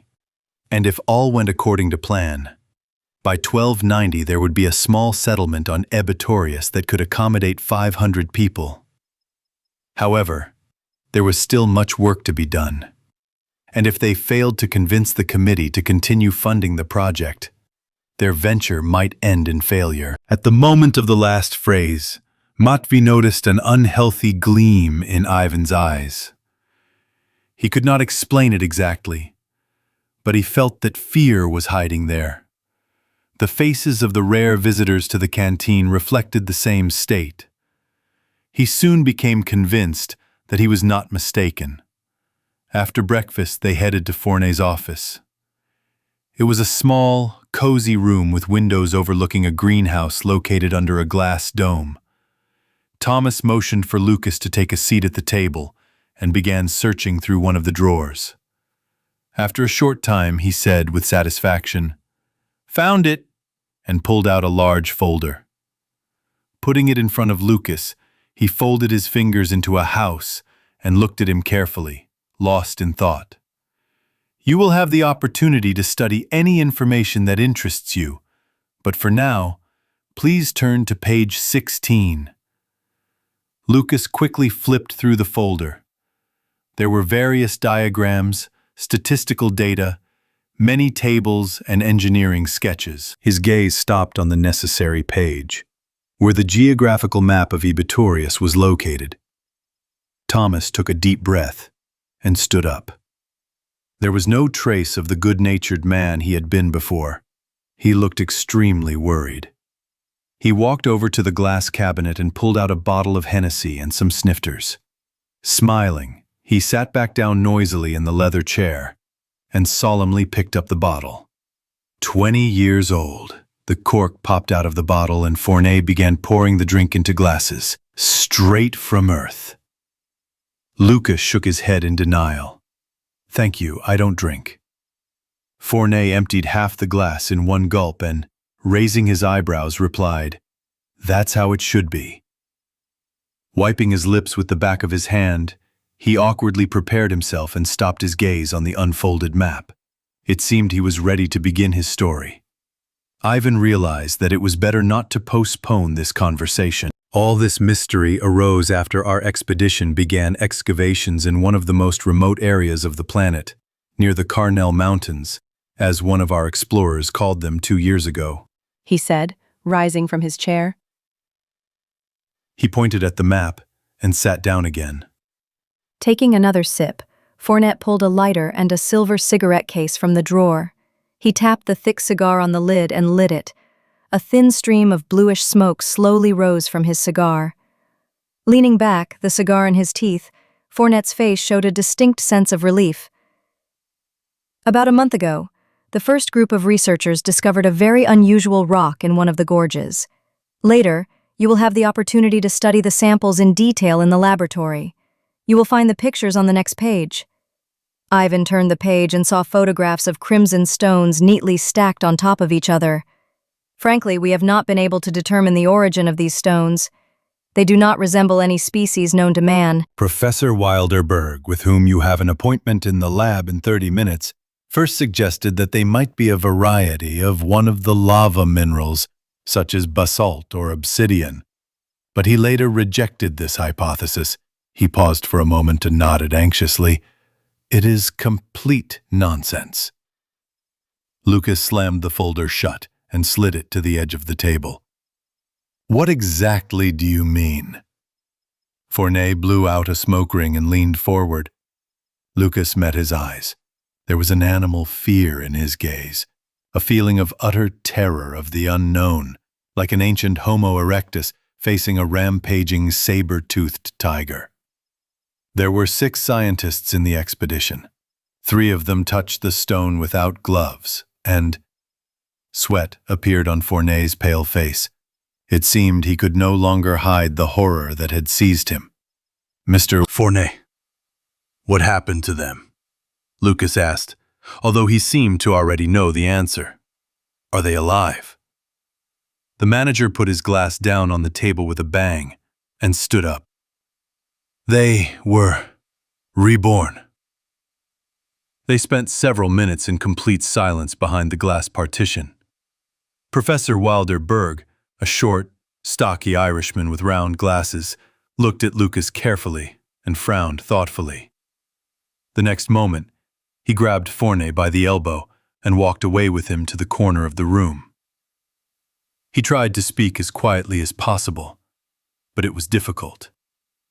Waving his arms, he tried to prove something to Fournet and constantly threw angry glances in Lucas's direction. It was obvious that Berg was displeased.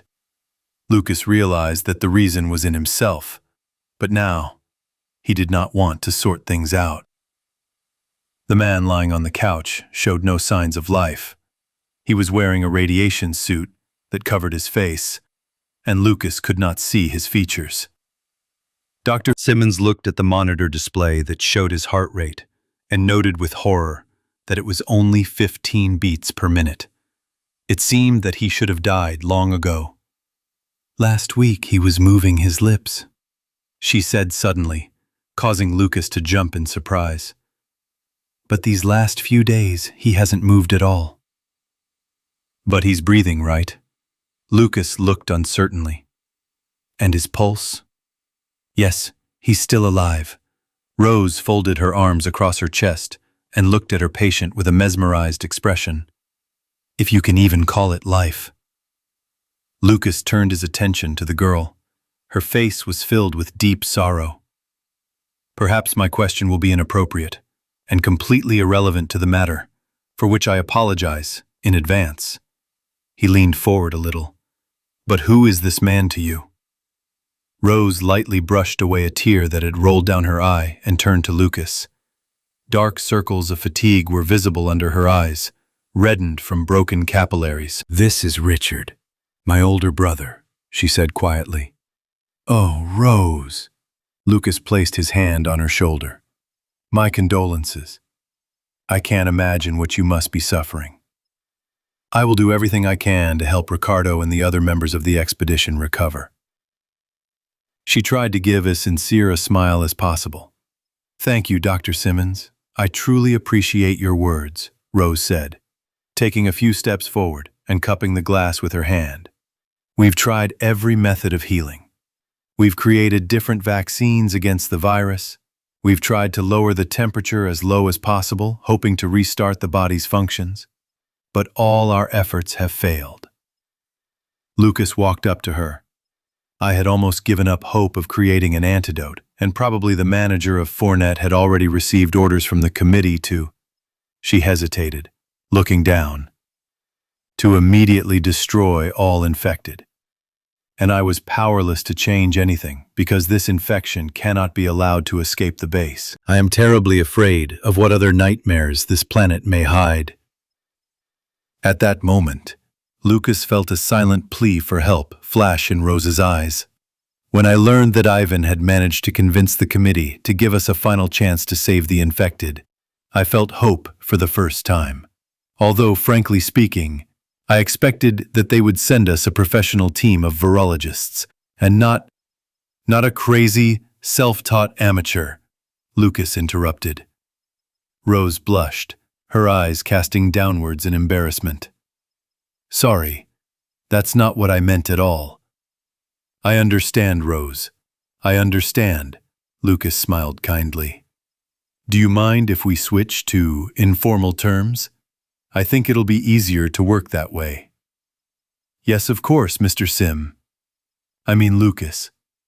He nodded with satisfaction. After a short pause, Rose said, "You know, I actually admire what you've done in the field of transplantology. 3 years ago, I attended a demonstration operation of a brain transplant in Stockholm. It was incredible." "You are a real talent." In response, Lucas also blushed. He was 32 years old, and during that time he had performed many complex operations and participated in scientific research that leading specialists did not dare to undertake. However, despite all the recognition, he always remained modest and was not used to praise. Saving lives was the main meaning for him. From the age of 6, when he pulled a 3-year-old boy out of the river, he firmly decided to become a doctor and made this dream come true. Yvonne smiled modestly and was about to answer, but a deep and loud voice came from behind them. Fournet and Berg were behind them. The latter's appearance indicated great caution. It seemed that he reluctantly agreed to cooperate with Yvonne, working together. "Sorry for interfering, but we can't delay any longer. It is unclear how much time is left to save the infected," they said. 2 men in radiation suits appeared in the doorway. They carefully carried a massive aluminum container into Ricard's room. "You may be wondering why the patients are in different rooms," someone asked. Ivan nodded. Berg signaled to his assistants, who placed the box upright on the table. Ivan noticed a small, dark blue stone behind the glass of the container. The next moment, a bright silver glow burst out of it. The readings of the ventilator sharply increased, and Ricard's body began to convulse. Rose moaned quietly, covering her face with her hands. Ricard's body began to emit exactly the same glow as the stone. The box swayed and almost fell, but the people in suits managed to hold it in place. Fournet looked warily at Berg, waved his hand, and left. "That's enough. I think it's too much." As soon as the container was removed from the room, Ricard's pulse slowly returned to 15 beats per minute. His body stopped glowing silver, and he lay motionless again. Lucas couldn't believe his eyes. He had never seen anything like this before. A sudden chill of anxiety ran through his body. "Oh my God, what is this?" he muttered. The man named Berg took off his glasses and, massaging his temples, said, "Mr. Simmons, If we don't solve this problem in the next 2 or 3 days, I'm afraid we'll have to prepare to evacuate the station." Lucas looked from Berg to Rose. The girl, sickly pale, did not look up at him, and this began to irritate him. "What do you expect from me?" he exclaimed, throwing up his hands. "I do organ and tissue transplants. How can I help here? Ever since I came to this planet, everyone around me has been silent or hiding something." He leaned forward and pointed a finger at Berg's chest. Berg remained motionless. "Either you speak frankly, or I'm leaving here to hell and let the commission sort it out for itself. It's not my problem how much money you've sunk into this project." Berg stopped Lucas with a gesture and looked at Rose. "I think it's time. Begin the final stage." The girl nodded quietly, cast a wary glance at Lucas, and ran out into the corridor. "What does this mean?" he asked, not hiding his concern. "Dr. Simmons, I think you are our last resort. I admit that I doubted it until this morning, but we simply have no other choice. I assume that the instability in the infected's body, the temperature fluctuations, and other incomprehensible phenomena are due to the fact that the mutation process was never fully completed." Mutation process? You will have to implant the remains of the stones into their organisms. This, I think, is the only way to save the base from destruction. Berg paused, and a hint of excitement crept into Lucas's voice. "Besides, as I have learned, the Commission is showing great interest in our project. They believe that by this method, we can form a kind of Superman." Lucas's eyes widened in surprise. "What are you saying?" "Everyone is saying how dangerous this substance is, and how urgently it needs to be gotten rid of. And you want to spread it? You don't understand. We tried to destroy this stone by all means. We threw it into a furnace at a temperature of 3,000 degrees Celsius, melted it with gamma rays, fired at it with plasma weapons, but nothing helped." Lucas buried his face in his hands and nodded. "My God." Turning towards the exit, Berg said over his shoulder, "Get ready for surgery, Lucas. We simply cannot make any mistakes." Lucas walked up to the glass barrier and looked at Ricard for a long time. "How is he feeling?" Rose handed Lucas a cup of cappuccino and sat down next to him. He accepted the drink and took a sip. "Do you see any changes?" "It's been 12 hours since the first operation, and Mr. Horner has still not regained consciousness. However, his pulse has increased to 75 beats per minute. And most importantly," she paused for a moment, looking at him with tired eyes. A small smile slowly appeared on her lips. "You did it. In a couple of hours, both Rickard and the third member of the expedition should be back to normal." Lucas raised his eyebrows in surprise. "You mean to say that—" "Yes," Rose interrupted. "His skin is no longer glowing. You got it." Putting his palm to his forehead, Lucas nodded. "I can't believe we did it. It's just incredible." The girl moved closer and laid her head on his shoulder. They held hands and sat like that for a few minutes. The silence was broken by a short click in the corner of the room. The doors swung open. Berg and Fournette, along with several people in black leather suits, slowly approached Lucas and Rose. They were wearing respirator masks. Fournette stopped in the middle of the room and stepped forward. Lucas noticed that he was covered in sweat. The manager's eyes darted between Lucas and Rose. It was clear that he was scared. He barely managed to suppress a wry smile as he gestured for one of the strangers to join the round table. The man bowed obediently and sat down in a chair. Fournette and Berg sat down next to him. More figures in black robes burst into the room, at least 10 of them. They were holding sticks that flashed with lightning. Lucas frowned. They were sticks with stun guns. What did they need such devices for?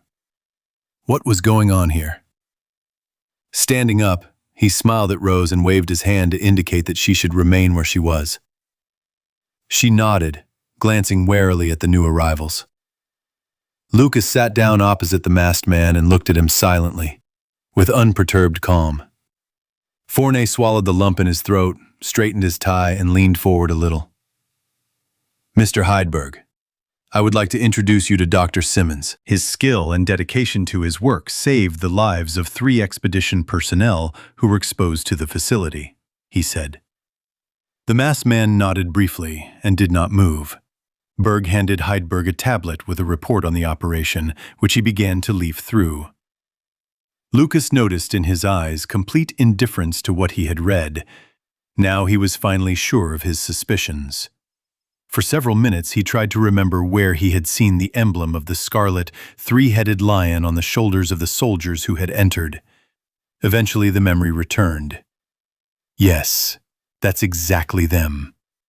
Liquidation Squad of the Order of Freedom. 25 years ago, several men in black broke into Lucas's house late at night and mercilessly killed his parents. Since then, in Lucas's most terrible dreams, the terrifying image of a huge, roaring, 3-headed lion has invariably appeared, which has not left his memory. He has spent most of his life trying to find his killers. How many nights has he dreamed of revenge and justice, and now, at last, they have found him themselves. Now, Lucas is trapped, like a frightened animal, just as he was in those tragic days. But surprisingly, he feels neither the anger that once burned within him, nor the fear of what is about to happen. He fully understands why they have come. Gritting his teeth, he turned to Rose and squeezed her hand tightly in support. The girl looked at him with incomprehension, but did not take her hand away. Fournette continued his speech. The first patient operated on, Captain Strand Horner, is now under the close supervision of our doctors. His condition is stable, and the influence of the object on the body is no longer detectable. It can be assumed that the rest. Heidelberg interrupted him by raising his hand and asking in a low, monotone voice, "Where is the object now?" Fournette glanced at Berg, his eyes darting nervously. The subject is currently in a specially equipped room, protected from radiation. Heidelberg didn't let him finish, casually waving his hand towards Fournette and Berg. "Okay, show me the way." Steinberg, Hops, and Donovan. Heidelberg stood up and raised his voice. "You follow me." Ivan threw Lucas and Rose an expression of deep disdain and, turning to the rest of the fighters, gave the command. "Adams, you are in charge of cleanup." Suddenly Rose let out a piercing scream. Lucas jumped up from his chair and tried to shout something, but was immediately struck by a powerful electric shock. A sharp pain ran from the top of his head to his toes, and for a few seconds he writhed in convulsions. Then his whole body froze as if made of stone. His vision became clouded. Everything seemed blurry before his eyes. As he fell to the floor, Lucas made out silhouettes receding into the distance and heard the sound of someone falling next to him. It was Rose. "It's time to get ready for bed."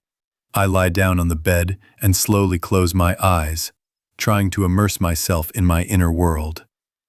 The next moment, opening my eyelids, I find myself in my office. I sit at the table and look around. There is absolute darkness all around. There are several neatly folded stacks of paper and a ballpoint pen on the table. I pick up the top sheet and begin to read. From the first lines, I realize that this is an excerpt from my own book.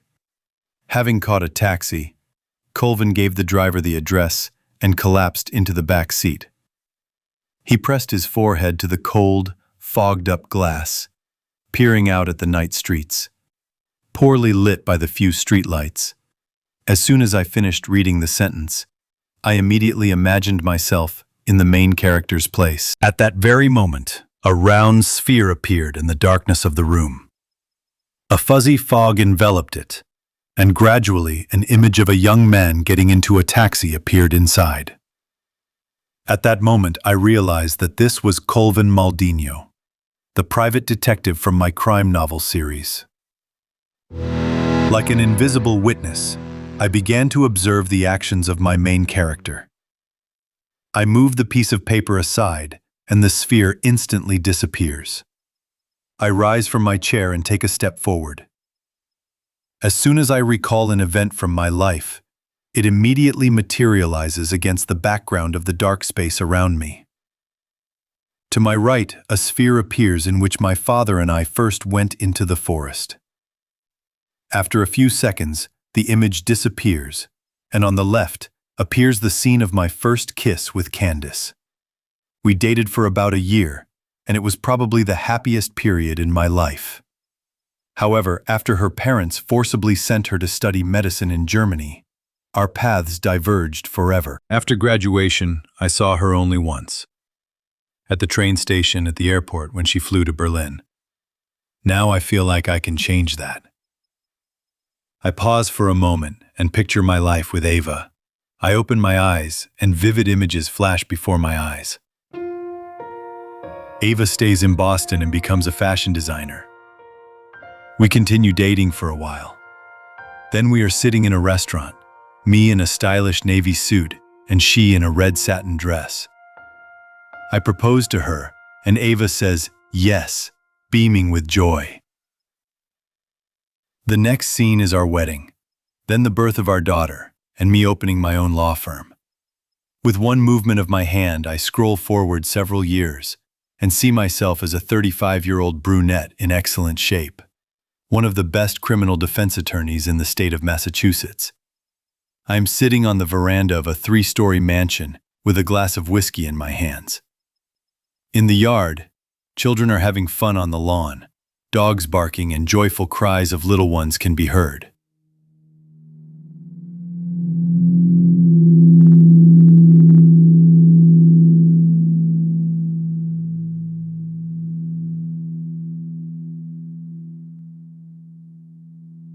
Eva sits down next to me, kisses me tenderly, and at that moment, I understand that there is no one in the world happier than me. A snap of my fingers takes me to one of the peaks of the alpine meadows. I lean back in a folding chair and breathe in the beauty of this paradise. A fairy tale meadow opens before my eyes, woven from colorful flowers and fragrant herbs, like an open carpet of nature. The purest air, filled with the enchanting aroma of orchids and buttercups, literally makes your head spin and fills your soul with peace. In the distance, a shepherd in a straw hat walks between rows of grazing cows. Raising myself slightly, I wave my hand at him in greeting. He responds with the same sign. High in the sky, a golden eagle soars majestically. With a light wave of my hand, I find myself in its body. In a few minutes, I have flown over meadows and fields of amazing beauty. Feeling myself in the body of a formidable predator, I feel like a true master of the world. Instantly, I am overcome by a sharp feeling of joy, as if all boundaries disappear. Standing on the mountaintop, I watched the crimson sunset for about an hour. When the hot coffee in the thermos was gone and the turkey sandwich was eaten, I took one last look at the forest before me. Taking a deep breath, I touched the stone on my chest and cast a spell. Suddenly, a sharp pain shot through my body, then immediately subsided. Suddenly, a staircase appeared in the air, stretching into infinity. As I stepped onto the first step, I saw the surrounding space immediately distort. The trees and rocks around me were bent at an angle. This is my little world, where everything obeys only my will. To the stars. When do you plan to leave? The director asked, still filling out the paperwork. Ivan raised his eyebrows thoughtfully and scratched the back of his head. His gaze was directed to the window, outside which, under the wet glass from the raindrops, the multicolored neon lights of the neighboring buildings flickered. A stream of aeromobiles tirelessly scurried from one side of the street to the other. Bright advertising boards offered a variety of options for a pleasant evening pastime. Do you dream of traveling? Just put the tape in the player and go anywhere on the planet without leaving your own home. Tired of listening to the ridicule of colleagues and friends? Is it unbearable to look at yourself in the mirror? Have you been wanting to lose weight for a long time? The solution has been found. Just one capsule of Zappernax and your dream will come true. Can't stand the job you hate anymore? Do you feel like you're wasting your life? Stop tormenting yourself. Visit Ortego and make all your wildest fantasies come true. The young man sighed heavily, pressed his lips together, and smiled sadly. Most of the inhabitants of Aguilar have been literally dying of hunger and poverty for the last century, while the gluttonous fatties of the council try in every possible way to load themselves with fat. So much deception and falsehood around, it's unpleasant to look at. But I will solve this problem.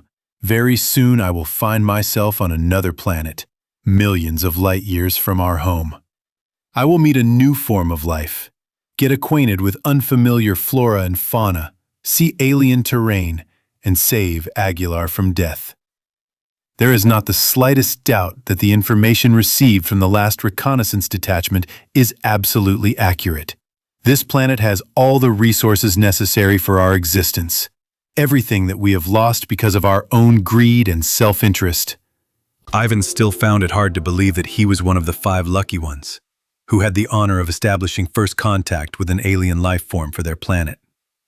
This day will definitely go down in the annals of Aguilar history. Descendants will remember their feat with respect. Monuments will be erected in their honor, and schoolchildren, studying the past, will read about the bravery of these people in textbooks. Ivan? The director's voice brought the young man back to reality. He turned his gaze to the gray-haired, plump man sitting in a brown leather chair. The man had already finished signing the documents and was looking at Ivan carefully. Did you hear me? Yes, sir. I'm sorry, Ivan replied, feeling awkward. The ship will be ready by the end of the week. Excellent. The director smiled broadly. You are a real hero, Ivan. All Aguilarians will be proud of you. I wish you success. The director stood up and pounded his chest twice with his fist. Ivan repeated his movement. Ivan walked up to the table, signed the document, and firmly shook the director's hand. Thank you, sir. The young man beamed with joy. You have no idea how long I've been waiting for this. The main square was filled with a huge crowd of Aguilarians. Millions of people watched the broadcast through the TV spheres from their cozy living rooms. Everyone was thrilled with the anticipation of this historic moment. No one wanted to miss the flight of the first Aguilarians who would go beyond the planet. The airship, piloted by Captain Mikhail and his 4 comrades, landed on a special platform. Mikhail felt his hands shaking and sweat running down his body. However, he could not show his nervousness to the others. A captain must lead the team forward with firm confidence. Ivan tried his best to smile and looked carefully at each of his companions. They were all young guys like himself. Eva, the crew's doctor, was excitedly fingering some beads. Well, friends, said Mikhail, standing up. Our moment has come. I believe in each of you. Your families, friends, and all of Aguilar will always be proud of you. You were not chosen for this mission by chance. You are the best of the best. And no matter what happens, remember that we have already done the impossible, making a dream come true. He looked at the sky and continued. Now forward to the stars. After these words, the tension in the team eased slightly. The young men nodded approvingly, shook hands, and went outside. The enthusiastic crowd greeted them with thunderous applause. The noise was deafening, with occasional cheers and hoots of delight. The crew made their way to the ship through a transparent corridor. They smiled, waving their hands in response to the greetings of the inhabitants. One woman held up a sign that read, "Real Heroes." A pale, fair-haired girl and a skinny man unfurled a huge red banner with gold letters that read, "Save our children from starving." A portly man in a hat shook a piece of cardboard that read, "Bring Hope Home." Mikhail stopped and raised his eyes to the sky. A fascinating black space, strewn with countless stars, opened up before him. And now this long-awaited moment had arrived. They boarded the ship, put the equipment in order, and settled into their places. Mikhail set the flight direction and pressed the launch button. 3, 2, 1. The engines hummed, and the ship Chaos quickly rose upward. Mikhail opened his eyes and saw an amazing picture. The ship was slowly entering the planet's atmosphere. The surface of the Earth was covered with endless green meadows, through which ran numerous narrow blue rivers. Mikhail looked around. The rest of the crew were waking up after him. The captain looked carefully at the instruments. All indicators showed normal. The flight was successful. The ship slowly approached the planet's surface, and soon the outlines of huge rectangular buildings became clearly visible. Ivan pulled the lever towards himself, and the craft hovered in the air. A small drone called Chaos flew out of the ship's cargo bay and quickly flew down. It circled the entire planet, illuminating its surface with a green laser. In a few minutes, the drone made a full rotation across the width of the planet and docked with Chaos again. The data collected by the drone appeared on the tablet screen. Ivan took off his spacesuit helmet, wiped his forehead with the back of his hand, and smiled broadly. "Oh my God, is this real?" After many attempts, they have found a planet that is perfect for life. Now they have hope to save their species from extinction. The thought made his heart beat faster. The crew members clapped in unison, shouting "Hooray!" and "Well done!" Ivan entered the code on the central control panel and spoke into the microphone. "This is Captain Ivan Ochters of the Chaos speaking. I confirm the release of Object E5647488942. The cargo bay hatch opened again, and a cylindrical capsule containing the virus was dropped from it. "Have you decided where you want to start?" Stephen asked, looking at Lydia and taking her hand. The girl smiled and nodded briefly. "We would like, this may sound strange, but an awkward silence hung between them. Stephen Hogren glanced at the monitor screen and scrolled through several icons with his hand. He opened a section called Travel, watching the sunset on the Champs-Élysées, walking along the Niagara Falls embankment, staying in an underwater hotel in Fiji, driving an SUV through the snowy expanses of Iceland. But none of it was the expected delight. Ivan frowned, adjusted his glasses, and scrolled through a few more sentences. Computer games, theater, museums and exhibitions, board games, zoo, fishing and hunting. Ivan logged out and took a deep breath. He pinched the bridge of his nose with his fingers and shook his head as if trying to scare away the nagging thoughts. The doctor noticed the tension reflected in the couple's gaze and smiled broadly. "I know exactly what you need," he said. A burly man in a blue tweed jacket rose from his desk and walked toward a glass shelf in the corner. Sunlight streamed in through the wide rectangular windows, and bright reflections played on the doctor's bald head. Despite the fact that he was at least 80, his movements were light and confident. Lydia watched with tension as he approached the shelf, climbed onto a stool, and, humming a tune, began to search for the desired object on the top shelf. Ivan squeezed his wife's hand tightly. "Aha! No, that's not it." Where did it go? "Here, I found it," the doctor exclaimed triumphantly, twirling a small rectangle in his hands. "This is exactly what we need." He sat down at the table, quickly drank a glass of water, and handed the find to Ivan. A radiant smile spread across his lips. He was clearly pleased with himself. Ivan noticed that Lydia's hand was shaking. He stood up hesitantly, wiped the saliva from his lips, and took the sparkling object. The doctor clapped his hands. This made Lydia shudder. "Excellent. That'll be 10,000, said the doctor. Ivan turned the plastic card over in his hands. On the back was the inscription "Child." His eyes widened in surprise and he mumbled something unintelligible. He wiped the sweat from his forehead with the back of his hand and loosened his tie. Suddenly he felt a chill. His head spun and his hands became icy. "Darling?" Lydia's voice came from afar. He turned slowly towards her. "What happened?" Ivan handed her the card. Seeing the inscription, the girl squealed quietly and covered her lips with her hand. Ivan turned to the doctor. "How did you understand that this is exactly what we need?" The old man leaned back in his chair and clasped his fingers together like a house. "Mr. Gadbers, I confess I expected that you would not have such questions. In my opinion, the procedure is absolutely clear.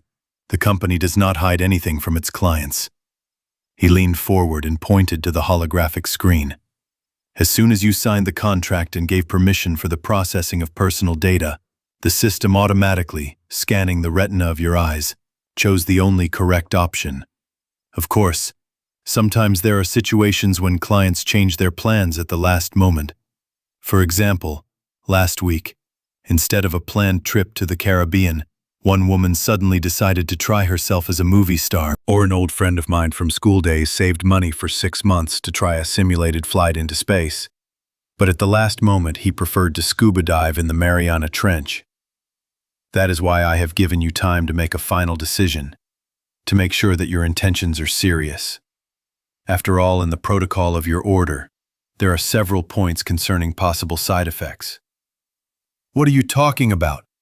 "What?" Stephen began, but Lydia squeezed his hand hard, silencing him. "I can't believe it." A thin tear rolled down the girl's cheek. "Will this really happen?" The doctor smiled warmly and looked closely at the couple. "Yes, Mr. and Mrs. Gadbers.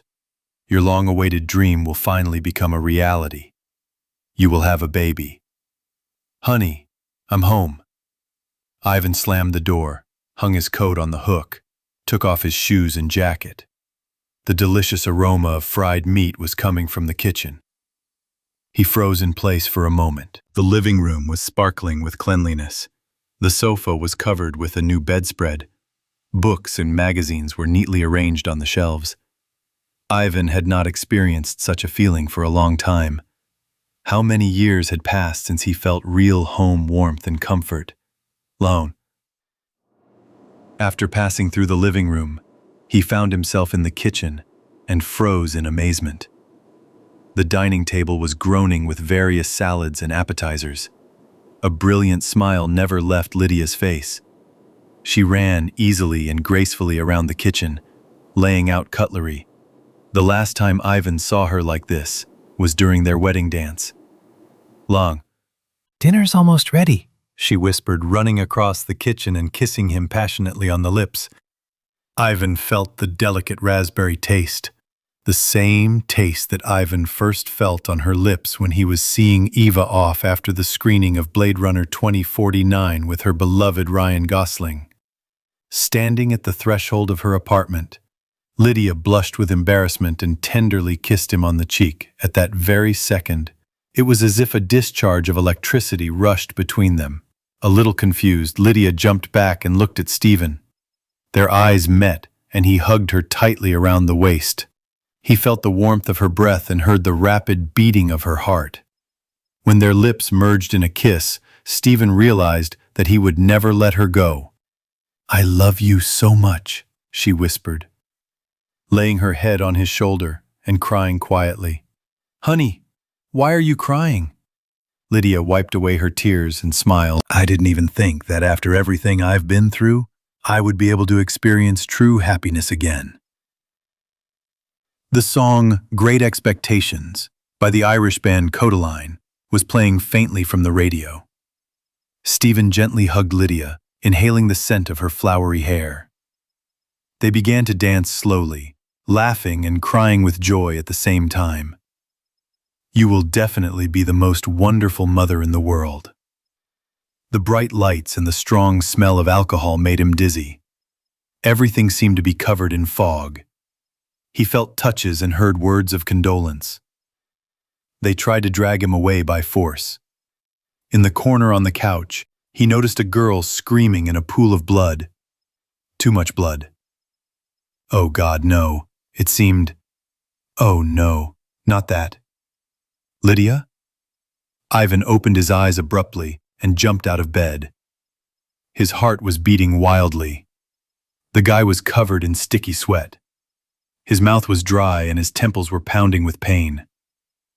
Pressing his back against the wall, Ivan slowly sank to the floor. Hearing Eva's even breathing, he exhaled in relief and ran his hand through her damp hair.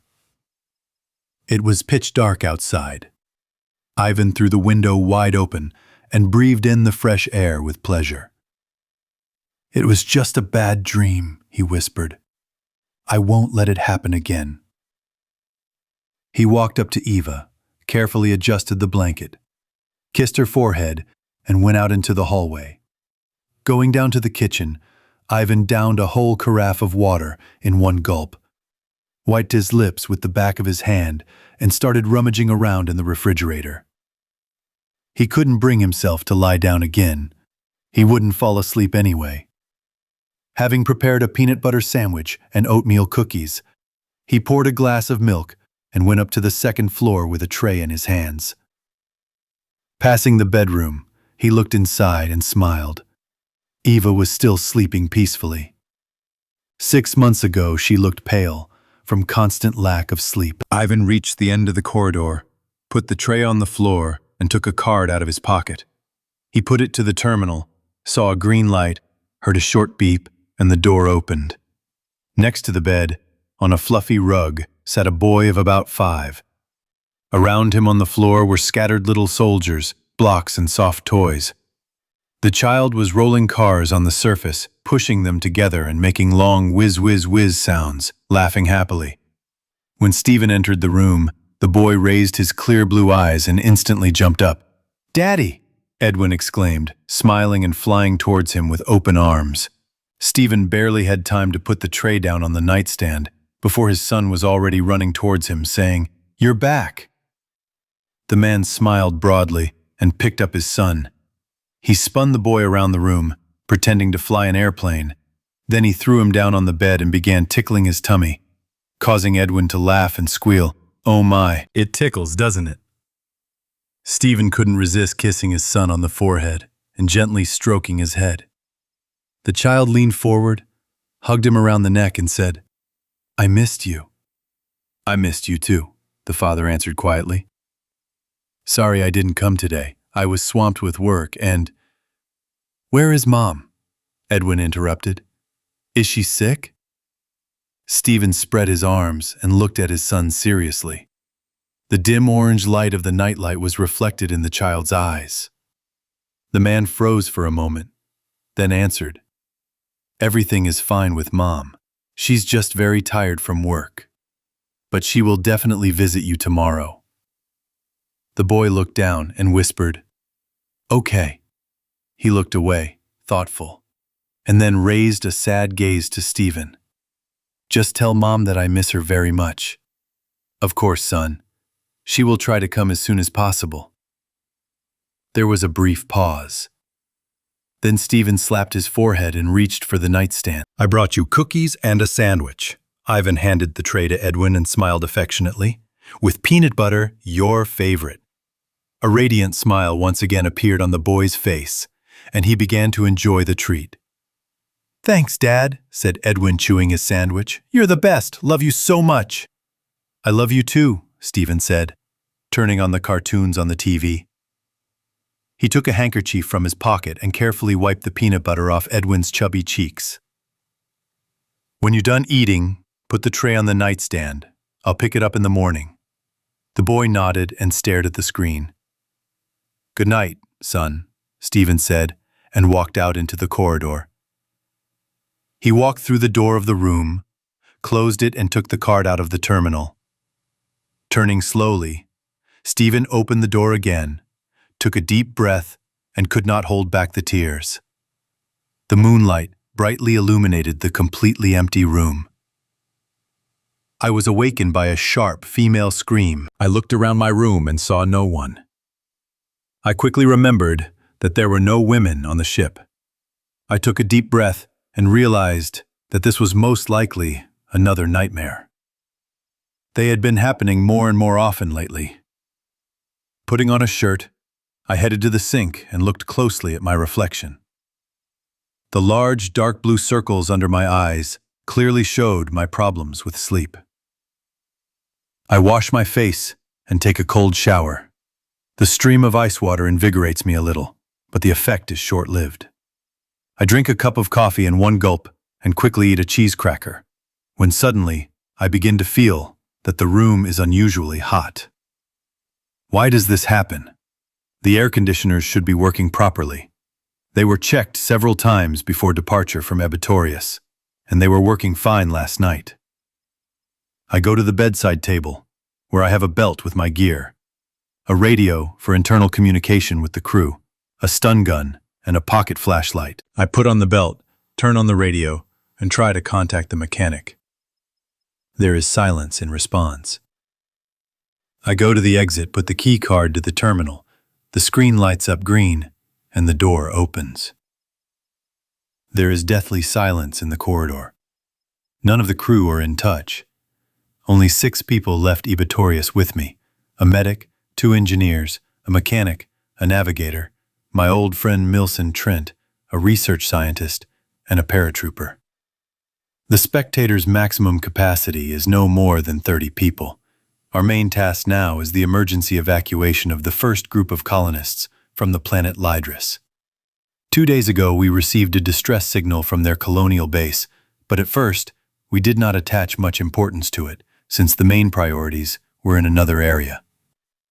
However, the next day, an alarming video message was received from Lydris, after which the Council urgently allocated funds for our outbound mission. In the footage, one of the biologists managed to tell about the virus that affected all the inhabitants of the station. He reported that out of 30 people in the colonial team, only 7 survived. 2 of them are also infected and are unlikely to last long. According to preliminary data, we should be on Lydris in a day. However, analyzing all possible options, it seems that we will not be able to fly in time and save anyone. I really want to be wrong in these forecasts. We simply must make it in time. As I move deeper into the corridor, I notice that the light from the fluorescent lamps on the walls is very weak, and only a couple of them are working. I turn on the flashlight to see better. The temperature in the corridor is no less excruciating than in the room. Because the ship has serious problems with the ventilation system, the heat becomes unbearable. I wipe the sweat running down my forehead with my finger. It becomes harder to breathe with each breath. In addition, a nasty, unpleasant smell hits my nose, and a bitter, repulsive taste is felt in my mouth. What is going on here? I can't get rid of this question. With each step taken, the anxiety inside me grows, taking hold more and more. The most important thing is not to panic. The reason for everything that is happening probably has a completely logical explanation. Perhaps someone from the team forgot to check the generator before lights out yesterday. For several hours we loaded the ship without calculating, and that is why the equipment failed. Thinking over the sequence of events that happened, I managed to find peace for a while. My thoughts are suddenly interrupted by a maroon trail on the floor, starting right at the navigator's cabin. Goosebumps run all over my body. My heart is pounding so fast that it seems like it will burst out of my chest, and the blood is pounding in my temples. An icy cold has enveloped me completely. I stand motionless, as if rooted to the floor and cannot move. Gritting my teeth, I recall the expedition rule. Now I regret that I agreed without thinking about that strange clause that allows only the paratrooper Arlen Prester to have a firearm. Damn the Council. But there was no choice. I take the stun gun out of the holster. Overcoming the fear that has gripped me, I hesitantly move towards that very cabin. The closer I get, the more clearly I hear a strange sound, similar to clanking. I can't remember what to compare it to, because I've never heard anything like it before. The automatic doors of Michael Trent's cabin try to close, but something is blocking them. As I get closer, I realize with horror why. First, I see feet sticking out of the room. Unable to hold on, I lean my hand on the wall. Everything in my stomach explodes out and ends up on the floor. My head is splitting, as if it is being drilled from the inside. I urgently need to sit down. Still unable to accept what I saw, I turn on the radio with trembling hands and try to contact at least one of the crew. Silence in response. Gritting my teeth, I stand up and walk right up to Mikhail's cabin. The doors continue to bang. On the body. The body. Oh my God. I can't quite place who's lying in front of me. The headless body could be anyone's. Looking closer, I realize it's not old Mikhail. He had a red wyvern painted on his left shoulder. Dark red drops continue to flow from the gaping wound. This happened quite recently. Chick, chick, chick. Oh my God. That sound again. I jump up but slip, fall on my back and crawl towards the wall. I can't hold back any longer. Take the stun gun off safety. Stupid. It's unlikely to help. And scream at the top of my voice. I'll find you, creature. You'll answer for this. I freeze, listening to every rustle. In response, there is only ominous silence. This abomination is playing with me. In the depths of shock and horror, I at first did not pay attention to an unusual detail. In addition to blood, a bright turquoise liquid was flowing from the unfortunate man's neck. That's where that disgusting foul smell was coming from. I step over the body of my dead friend and head to the table with flasks and reagents. I put on nitrile gloves and a protective mask. With a little hesitation, I take a sample of this disgusting liquid. If I manage to get out of this nightmare, I will definitely figure out who or what could have done this. Suddenly, a loud stomping noise came from the far end of the corridor. The first thing that came to mind was that an enraged herd of bulls or hippos was rapidly approaching me. That was the best way to describe the approaching sound. With each passing second, the stomping became louder and clearer. I hid in the corner of the room and pointed my weapon. God, it's impossible to kill even a person with this toy. At the doorway, when it seemed that the terrible stomping had already caught up with me, everything suddenly stopped. I did not immediately decide to go out into the corridor. For several minutes I listened attentively to every sound. I had only one option left in this terrible situation. I had to get to the captain's bridge and use it to send a distress signal. Without losing a second, I gather my last strength and look outside. I look around. There is no one around. I rush towards the bridge, feeling the mad speed under my feet. After running only a few steps, I notice with surprise that no one is chasing me. I run to the elevator, but of course it is not working. Maybe it is even better this way. I head for the stairs, and in 30 seconds I am on the second floor. A saving door appears in the depths of the corridor, but suddenly everything around shakes from a deafening stomp. Oh my God, when will this end? I can't pinpoint the source of this terrible sound. It seems to surround me from all sides. I've never run so fast in my life. I feel like the monster is almost catching up with me. But I make it. I press the key card to the terminal. The door creaks open, and I burst into the cabin. Without further ado, I make the most radical decision. If the rest of the ship is lost, it doesn't matter what happens to me. I won't make it to the escape pod, but I can send a sample of this foul-smelling liquid to Ebitorius. I enter the emergency code on the terminal, which locks the door from both the outside and the inside. Now, it won't be possible to open it, even with my key. The main thing is that neither a grenade explosion nor a tank shell will penetrate the periolite door. The terrifying stomping gets louder. Running to the control panel, I scream and hit it with my fist. All the equipment is out of order. What should we do now? I can't call for help and send a sample.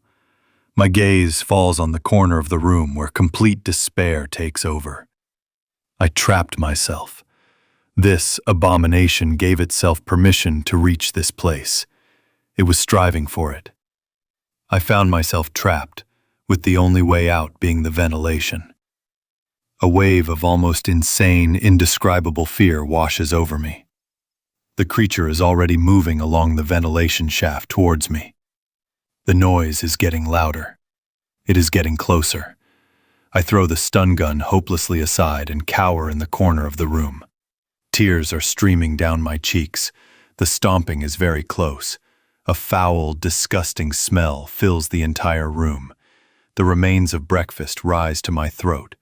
My tongue feels an unpleasant hint of bitterness in this stench. Raising my head, I notice a silhouette in the ventilation pipe. A human silhouette. I can't understand how it moves so skillfully and quickly through the ventilation. It was a man of my height and build. And when he stepped out of the darkness, I realized that it was me. The eyes that were staring at me were cruel, inhuman. What kind of creature are you? The double broke into a horrible, disgusting smile and bared giant animal fangs. It let out a terrible, demonic laugh and threw a blaster at my feet. Arlen Prester's blaster. Without a second thought, I grabbed it and pulled the trigger. A double shot hit the creature in the chest. But the creature did not even falter. A strong pain pierced the chest. It approached, showing a beastly grin. Looking down, I understood everything. Yes, I was able to wound the double. Killing, however, only myself. The end of the world came so quickly and unexpectedly that in the first minutes of the catastrophe, none of us could understand what was happening around us. As if by a wave of a magic wand, the civilized world we were accustomed to disappeared, as if it had never existed. A person of the 21st century suddenly found himself in conditions comparable to life in the Middle Ages. The first sign of trouble was on the radio, as I was returning home from a night shift. Some crazy nuclear scientist on the local radio station was urging people to take shelter underground or go far away, like Antarctica. At the time, I didn't pay much attention to it. The end of the world was being talked about too often to be taken seriously. Yes. That's the whole point of being human. It was our frivolity and indifference that led to the disaster. Neither an alien invasion nor a giant meteorite hit us as badly as the damage we caused ourselves. Now, every time I try to sleep, I dream the same story. Over and over again, I live the day before the end. The day when I saw a living person for the last time. A hot July Sunday began with pancakes with raspberry jam, and a suggestion from her wife to spend the day off in the park. Ava was always known for her inexhaustible energy and love of life. She could never stay home for more than 2 days in a row. As I sat down at the table, I noticed the television was on. One of the country's many millionaires, who had been given a suspended sentence for financial fraud a few years earlier, was being presented with an award by the president himself. It was as if everyone had suddenly forgotten that this big fat man had starved their own children. But now, watching the president honor him for his invaluable contribution to school education, people were ready to praise him. Oh Lord, Flora, turn off this nonsense. It's unbearable to look at this lying fool. At that very moment, I mentally wished that someday all this disgusting falsehood, inherent in each of us, would disappear forever. Soon my thoughts changed to the opposite. Flora smiled and nodded approvingly. I agree, she said. turning off the TV and putting the remote in her apron pocket. But I won't switch to football either. I need to spend less time in front of the screen. After breakfast, we'll go to the park. I rolled my eyes and tried to keep quiet as I swallowed pancake after pancake. Don't be such a grump, Miles. It's a beautiful day outside, and I'm not going to let you sit inside all day. To my surprise, I didn't need much persuasion. I don't know why exactly. Maybe it was the pancakes, but by 10:30, I was already behind the wheel of my Nissan. Flora made a couple of ham and cheese sandwiches, and we headed to the park. She had been talking non-stop throughout the entire drive, talking about how the living room furniture needed to be rearranged, getting irritated by her friend from work's ridiculous new hairdo, and discussing other trivial matters that didn't interest me at all. I tried to agree as convincingly as I could, but after a quarter of an hour, the conversation had lost its flow. But to my complete astonishment, Flora suddenly fell silent. I turned to my wife. Her eyes were fixed on the sky. God. I slammed on the brakes. Neither of us could speak. Flora pressed her hand to her lips and gasped softly. The whole sky turned to bright turquoise. Lightning flashed everywhere. There was a loud clap of thunder, and the next moment, a torrential downpour began to pour from the sky. I looked at Flora and saw great fear in her eyes. A tear glistened on her cheek. I took my wife's hand and stepped on the gas. "Darling, everything will be fine," I said. "Miles," her voice shook. "Miles, what?" She screamed. A few dozen meters behind us, there was a powerful explosion. The driver of the school bus lost control and crashed with great force into a fuel truck. Our lane was blocked. Chaos ensued. Panic-stricken drivers, trying to avoid the sudden fire, drove into the oncoming lane and collided with cars moving in the same direction. After walking a few meters, I turned sharply left and continued along the dirt road. A barn appeared in the distance. I tried to squeeze the maximum out of my old car, but the speed did not exceed 60 miles per hour. "Flora, check if the doors are open. I'll quickly get the bag from the trunk," I said. Suddenly, a blinding flash of lightning illuminated everything around, and silence fell instantly. After that, I lost consciousness. 3. When I came to, I didn't see Flora or any other people nearby. I couldn't tell how much time had passed. The phone was silent. The clock had stopped at 1:30. The sky was filled with crimson light, and the bright sun, the color of blood, hung low over the horizon. To protect my eyes from the too bright light, I covered them with my hand. Looking around, I started calling out to Flora, but the answer was like deafness. I guess I was so lucky that I was able to take cover under the body of the car and wait out the storm. I screamed again and again, but there was only silence. The windshield of my Nissan was broken, and deep dents were visible on the body. However, looking around, I again felt a faint hope. Maybe Flora was still alive. Coming to my senses was much more difficult than I had imagined. It was hard to breathe. The air was incredibly hot. The temperature was at least 50 degrees Celsius. Sweat accumulated so profusely that it blurred my vision. Having advanced a little toward the barn, I tripped over a stone and fell to the ground. At that moment, I felt a terrible silence reigning around me. Not a single bird trill, not a sound of passing cars. Even the rustling of leaves was completely absent. The barn doors were open. There was no one inside. Severe exhaustion made me fall to the floor and lean my back against the wall. It seemed incredible. Everything that was happening resembled a terrible dream. I repeatedly slapped myself on the cheeks in the hope of waking up from this nightmare. How naive and helpless. Suddenly, a sharp siren sounded. Looking up at the sky, I noticed a bright flash of light in the distance. Death lies in wait for us at every step. It is impossible to prepare for it in advance. It is impossible to hide or run away from it.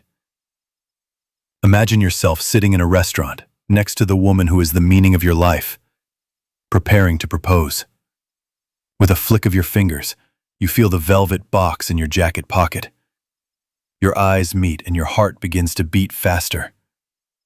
Seeing Eva's radiant smile, you realize that she is the one and only person with whom you want to walk the entire path of life. In your mind, a picture of your shared destiny is already unfolding. The wedding, the honeymoon, the birth of your first child, who may be a girl named Jolie or Barbara with her mother's eyes, or a boy named Gregory in honor of the grandfather who died in the war. In the blink of an eye, you and Eva, filled with tears of joy, see the child off to college. Just a few minutes ago, you were discussing yesterday's movie starring your favorite actor, Ryan Gosling. Suddenly, you're choking on a piece of chicken meatball with tomato sauce. The world around you seems to be shrouded in a dull haze. Time seems to have slowed down. You see Eva panic, jump up, and call for help. The whole situation is resolved in one fleeting second. In an instant, she appears before you. The light in your eyes dims. The world around you plunges into darkness. The inescapable ruler of death appears from the glass doors of the restaurant. A charming smile appears on the face of the young girl. She leans towards you and extends her hand. "The time has come, Edward," she says in a calm voice. "Your journey is over." Or there's a happy family who's gone on vacation to their dacha in a dark Ford Galaxy. They're driving along the highway, laughing and discussing their upcoming mushroom-picking trip to the forest. A father shares with his son the secrets of how to perfectly grill a steak. 5-year-old Susan watches with admiration as the fields and roadside motels flash by outside the window. Suddenly, the girl looks up to the sky and can't believe her eyes. She's never seen such beauty before. A dark dot approaches their car from above, rapidly decreasing the distance. Susan, amazed, touches her mother's shoulder and points to the sky. The red-haired woman is deep in texting a friend about a new pool in the backyard. For a moment, she ignores her daughter's screams, but the next second, an explosion is heard somewhere nearby, accompanied by a piercing howl of death. Susan's mother jerked suddenly and looked up from her phone. She looked out the window. The last thing 5-year-old Susan heard, before a piece of the left wing of a Boeing 747 slammed into a black 2011 Ford Galaxy, was her mother's shrill scream. Death is everywhere. It is impossible to prepare for it. It is impossible to hide from it or run away.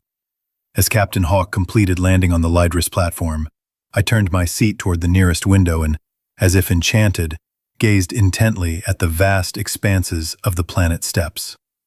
In the distance, I could make out the vast mountain plains. The mighty volcano Eos, which is the highest point in the prior system, towered into the sky. A few minutes later, our group was already standing at the central terminal of the station. From the outside, the base looked ordinary. At first, I did not notice anything unusual. However, something was bothering me. The absolute silence was very disturbing. It seemed as if we were in a vacuum. Perhaps there was some scientific explanation for this, related to the properties of the planet. But I had never tried to understand such details. We should have been met long ago. But there was emptiness around the perimeter. There were no birds or other local animals visible on the horizon. Absolute loneliness. We entered the separation block and found ourselves in front of the station's entrance doors. The captain took a sip from his water flask. Hearing the greedy drinking and smacking sounds, I realized with relief that I could hear again. The rest of the crew were no less pleased with my condition. Captain Ivan entered the password on the screen. Access was denied. He tried again. The error repeated. Slamming his palm on the terminal, the captain cursed, cursing this damn machine. Turning around, he motioned for me to come over and walked away. I nodded without a word and got down to business. There could be no mistakes. The captain was entering the correct code. Something was blocking our passage here. Someone was deliberately not wanting to let us in. But why? We came as a rescue party. Why would the station's inhabitants seek to isolate themselves? However, we know almost nothing about what happened here. It's part of our job. We do our duty without asking unnecessary questions. But I was sure of one thing. Our team is only called in for serious reasons. Something important has happened on Lydris, and we have to find out what it is. After 10 minutes of struggling with the security system, I managed to bypass it. There was a click, and a green glow appeared on the screen. The heavy metal doors swung open with difficulty. We followed the captain into the darkness. 2 soldiers and a medic followed behind. I closed the column with the new recruit, Trevor Watson, a completely inexperienced youth who had left the academy less than a month ago. Ahead of him lay a far from simple task for his first mission. However, on the other hand, he would gain enough experience, and the difficulties that appeared at the start would only benefit him. This is how it would become clear what he was really capable of. The corridor was deathly silent. I could clearly hear Watson's rapid breathing. He adjusted his helmet, which was slipping over his eyes, and moved on. Using the light from the butt of his rifle, the captain directed one of the soldiers to go to the left room. The second went to explore the second floor. The rest of the men moved with Mikhail to the control center. The foul, musty smell in the hallway was becoming more and more unbearable with each passing minute. I didn't want to think about what could have caused such a stench, but it seemed that I was not the only one who guessed the reason. The smell of decay was unmistakable. From the worried expression on Dr. Stoneson's face, it was clear that he shared my suspicions. Of the entire squad, only the captain seemed to maintain his composure and self-control. He walked confidently, not allowing for a second to doubt his decisions. Let's say the station was attacked and captured, and all the colonists were killed. However, I don't understand how there was not a drop of blood or traces of gunfire anywhere. Maybe they used a biological weapon, some kind of asphyxiating gas. These disturbing thoughts did not leave me for a moment. As I went deeper into the base, it became clear that this time we were not assigned a regular mission to rescue hostages or catch terrorists. What really happened here? Suddenly, the captain stopped us with a gesture. He put a finger to his lips and nodded toward the medical bay. I too heard something in one of the rooms. For a moment, I thought I heard a child crying, although as far as I knew, only colonists over 30 were sent to Lydris. From the worried looks on Watson and Stoneson's faces, I knew I had heard right. Stoneson whispered to everyone. Where the hell is this kid coming from? I don't like this. We have to get out of here. Esbrin suddenly turned to him and sharply pointed the flashlight right into his eyes. I don't know what's going on here, but do me a favor and shut up, or go back to the ship and report to the council that you ruined our operation. Stoneson tried to protest.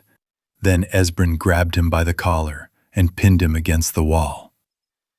One more word, and you'll spend the rest of your life behind bars as a deserter. Let's see how they receive you there. Stoneson nodded his head, startled. He squinted, looking away. The captain smiled with mild satisfaction. He adjusted the collar of his jacket slightly, apologized to the doctor, then pushed him sharply to the floor. The captain looked at me and Trevor carefully. Well, what about you? Do you have any objections? Squeezing the lump in my throat, I nodded quietly, at a loss for words. Trevor did the same. The captain was satisfied and moved forward. We moved deeper down the corridor. Looking into the food storage, we noticed that all the shelves were overflowing with food. Canned meat and fish, bottles of water, boxes of spoiled fruits and vegetables remained untouched. "What's going on here?" Trevor asked weakly. "How is it possible that no one took any food?" "We can't linger. We need to get to the medical bay," the captain said, stepping out into the corridor. He tried to remain calm, but every moment that passed here was becoming more difficult. When we reached the end, we stopped in front of a half-open metal door, on the threshold of which lay a bright red pool of fresh blood. Trevor and I exchanged glances. He looked dejected. "Get ready. Follow me." Esperon took the safety off his machine gun and, waving at us, walked inside. We followed him. Once inside, I immediately began to feel nauseous. The source of the foul smell had been discovered. Headless human bodies, mangled to the bone, lay on the couches. Trevor let out a wild cry and ran out of the room. I expected the captain to follow him immediately, but he didn't even move. The captain's gaze had lost its former confidence, as Braun stood motionless, staring at the headless woman's body, fascinated. Fear was visible in his eyes. The blood was pulsing violently in my temples. My head seemed to be splitting in two. For a moment I saw double. My frozen hands were shaking in convulsions. Staggering, I turned to the doctor. Stoneson seemed to be turned inside out. He sank to his knees, covered his face with his hands, covered with the contents of his stomach. Coming closer, I heard quiet words of prayer. Putting my hand on his shoulder, I tried to bring the doctor to his senses, but to no avail. He was rocking from side to side and sobbing quietly. "Bring Watson," the captain said quietly, "right now." As he spoke, as Braun continued to stare at the headless woman's body, it seemed to me that he had not even blinked the entire time he had been in the damned room. I approached the couch where the woman lay. I covered my face with a rag to ease the smell, but it did little to help. The stench was so foul that it seemed as if my tongue had lost all sense of taste. An unpleasant, bitter taste appeared in my mouth. My throat was dry. I wanted to drink with thirst, almost painfully. It was becoming increasingly difficult to breathe. A viscous, bluish liquid was slowly flowing out of the torn, bloody hole. I squatted down and tilted my head to the side, surprised to notice that this substance left a trail similar to a liana. It was freezing right in the air. Under no circumstances should I touch it with bare hands. After examining the room, I quickly found a container with reagents and medical gloves. Having filled the flasks with samples from each body, I carefully placed them in a medical case. All this took me about 20 minutes, after which I felt a strong shortness of breath and sat down on the floor to catch my breath. The ominous silence in the corridor was starting to drive me crazy. Dr. Stoneson was no longer in the room. I must have missed the moment he left when I was collecting the samples. Looking up at the captain, I noticed that he had not changed his position. Surely, there was no doubt now that Esperon had lost his mind. The worst thing was the knowledge that this could affect any of us. Panic was growing with each passing second. Despite our unit's impeccable reputation, we were completely unprepared for this nightmare. Did the council have no idea what was happening here? How could they send 6 people into such a hell? There was no point in thinking about it. We had to try to break out of here and get samples of this foul stuff to Ebatorius. Perhaps that was what they were waiting for. Perhaps the council had known all along and was tempting fate by sending us to our deaths. They were disgusting bastards. Gathering my last strength, I rose from the floor and walked towards Ivan. "Sir, can you hear me?" I waved my hand in front of his face, but there was no reaction.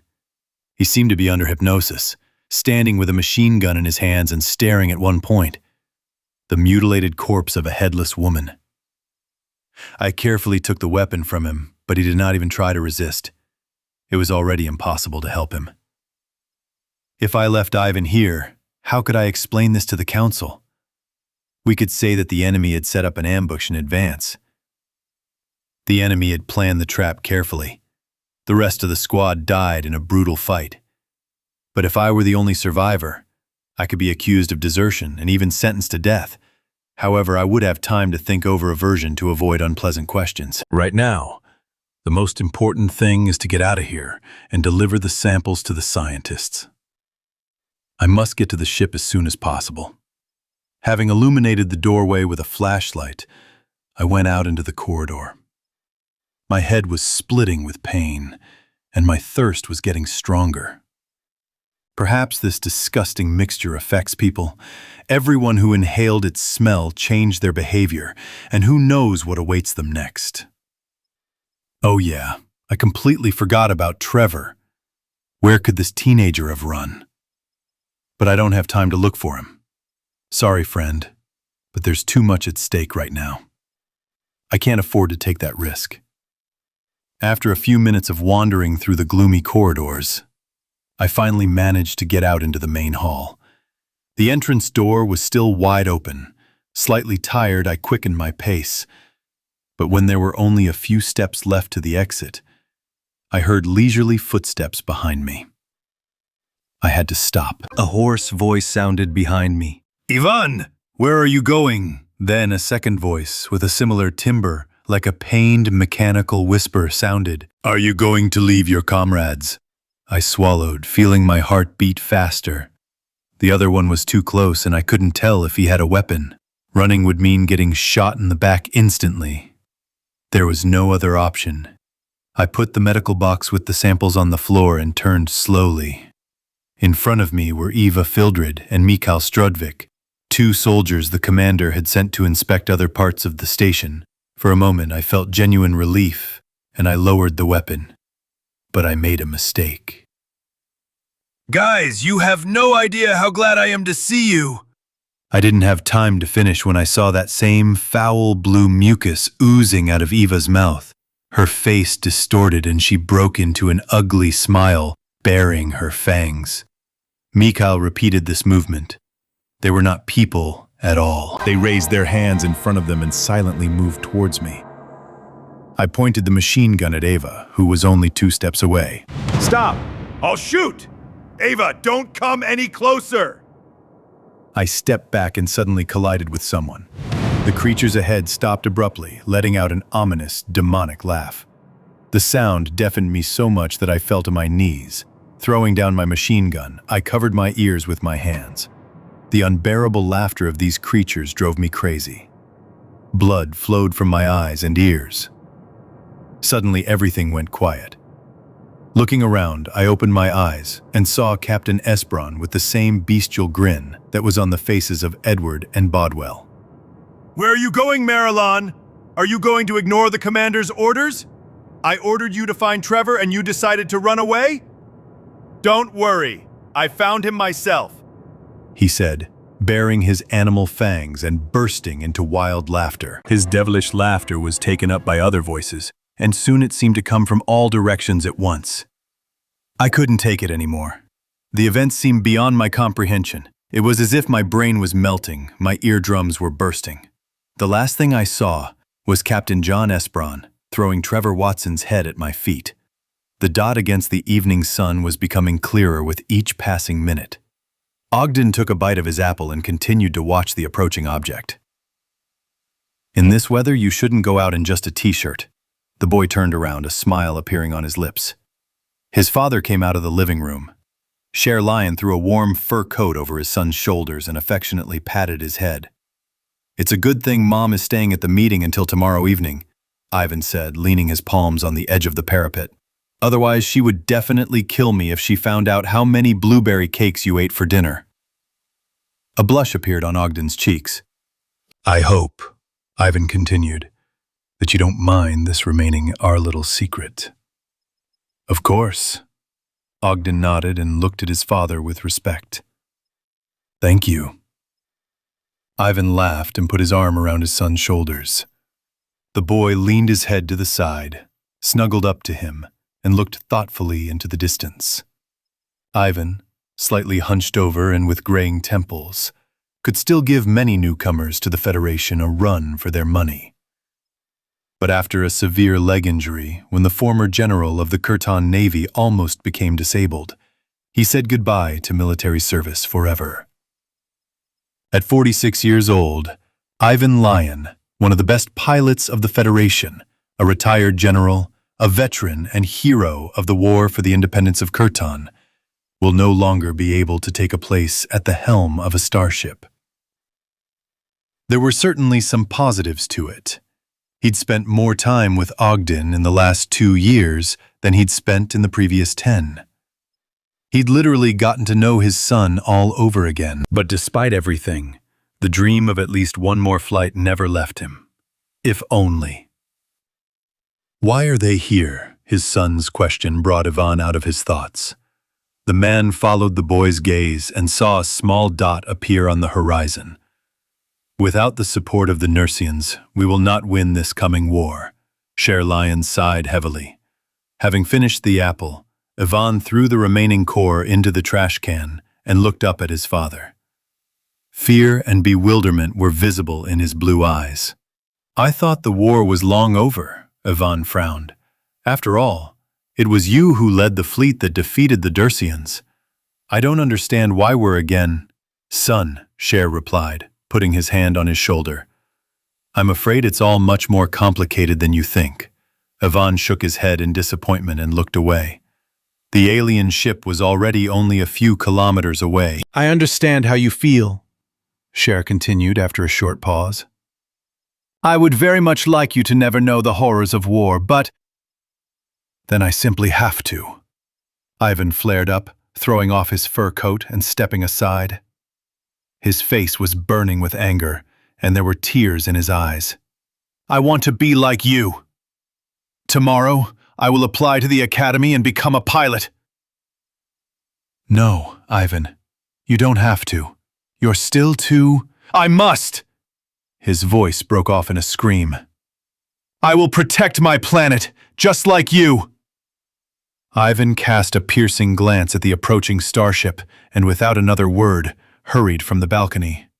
Sher Lion covered his face with his hands and inhaled heavily.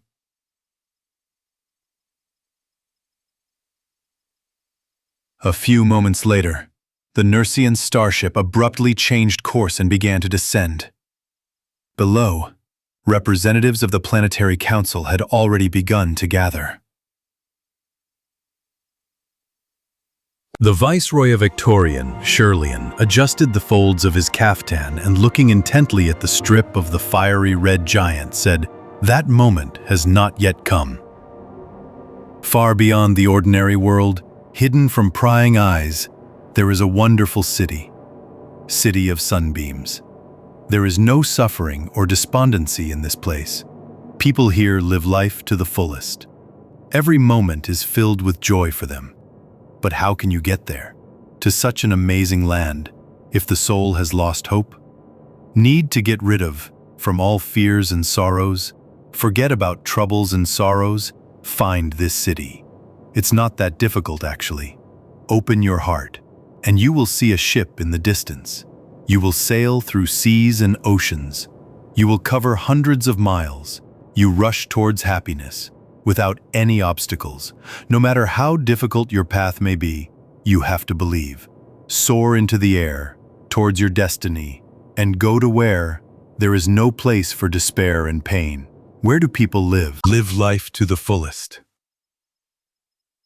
7 days until the end of the world, or how to stop being afraid and start enjoying life. Have you ever wondered what you would do if you knew there were only 7 days left until the end of the world? Would you finally be able to afford everything that previously seemed impossible? Would you rush to live big without thinking about the consequences? Would you disregard rules and laws, doing literally whatever you wanted? Would you spend your days and nights in joy, as if it were your last hour? Would you drink a glass of beer, eat a juicy burger, then a couple more glasses of the foamy drink? and then treat yourself to a pack of aromatic eclairs with delicate cream, washing it all down with a liter of cola? And so, every day until the end comes? If you think about it, there is something special about living without looking back at the future. You would no longer have to limit yourself or fear the consequences. Surely each of us knows this feeling, when life is postponed for later. We always choose a better moment, or a completely ideal one, that never comes. But when, if not now, is the time to try? And frankly, why pretend? If it suddenly became known that in 7 days, a huge asteroid would crash into the Earth and destroy all life in an instant, then fear would cease to make sense. After all, the end would come very soon, within a week. Order and rules would disappear. All the usual norms of law and morality would lose their force. In fact, the law would cease to exist altogether. Imagine you've always dreamed of being a singer, but instead followed in your father's footsteps and became a lawyer. So why not spend your last 7 days at a bar with a microphone, singing the songs you love? Why not spend time doing something you've always wanted to do, but never had the courage to do? Perhaps there are people among us who will not lose faith in salvation until the very last minute. It is these specialists who have long suspected that a catastrophe is inevitably approaching. While you were relaxing on the couch in front of the TV, with a can of beer and a pack of chips after work, these people were busy building underground shelters. Having accumulated sufficient reserves of canned food and drinking water, they are going to take refuge in their bunkers and wait out the global disaster underground. But why is all this being done at all? If you learned that the world was going to end in 7 days, would you do anything? You could just have a marathon of your favorite TV shows and movies while lying on the couch and wait for the asteroid to hit. However, regardless of your decision, one fact will remain unchanged. The news of the imminent end of the world will change your life radically, and you will have to live the rest of your time the way you want.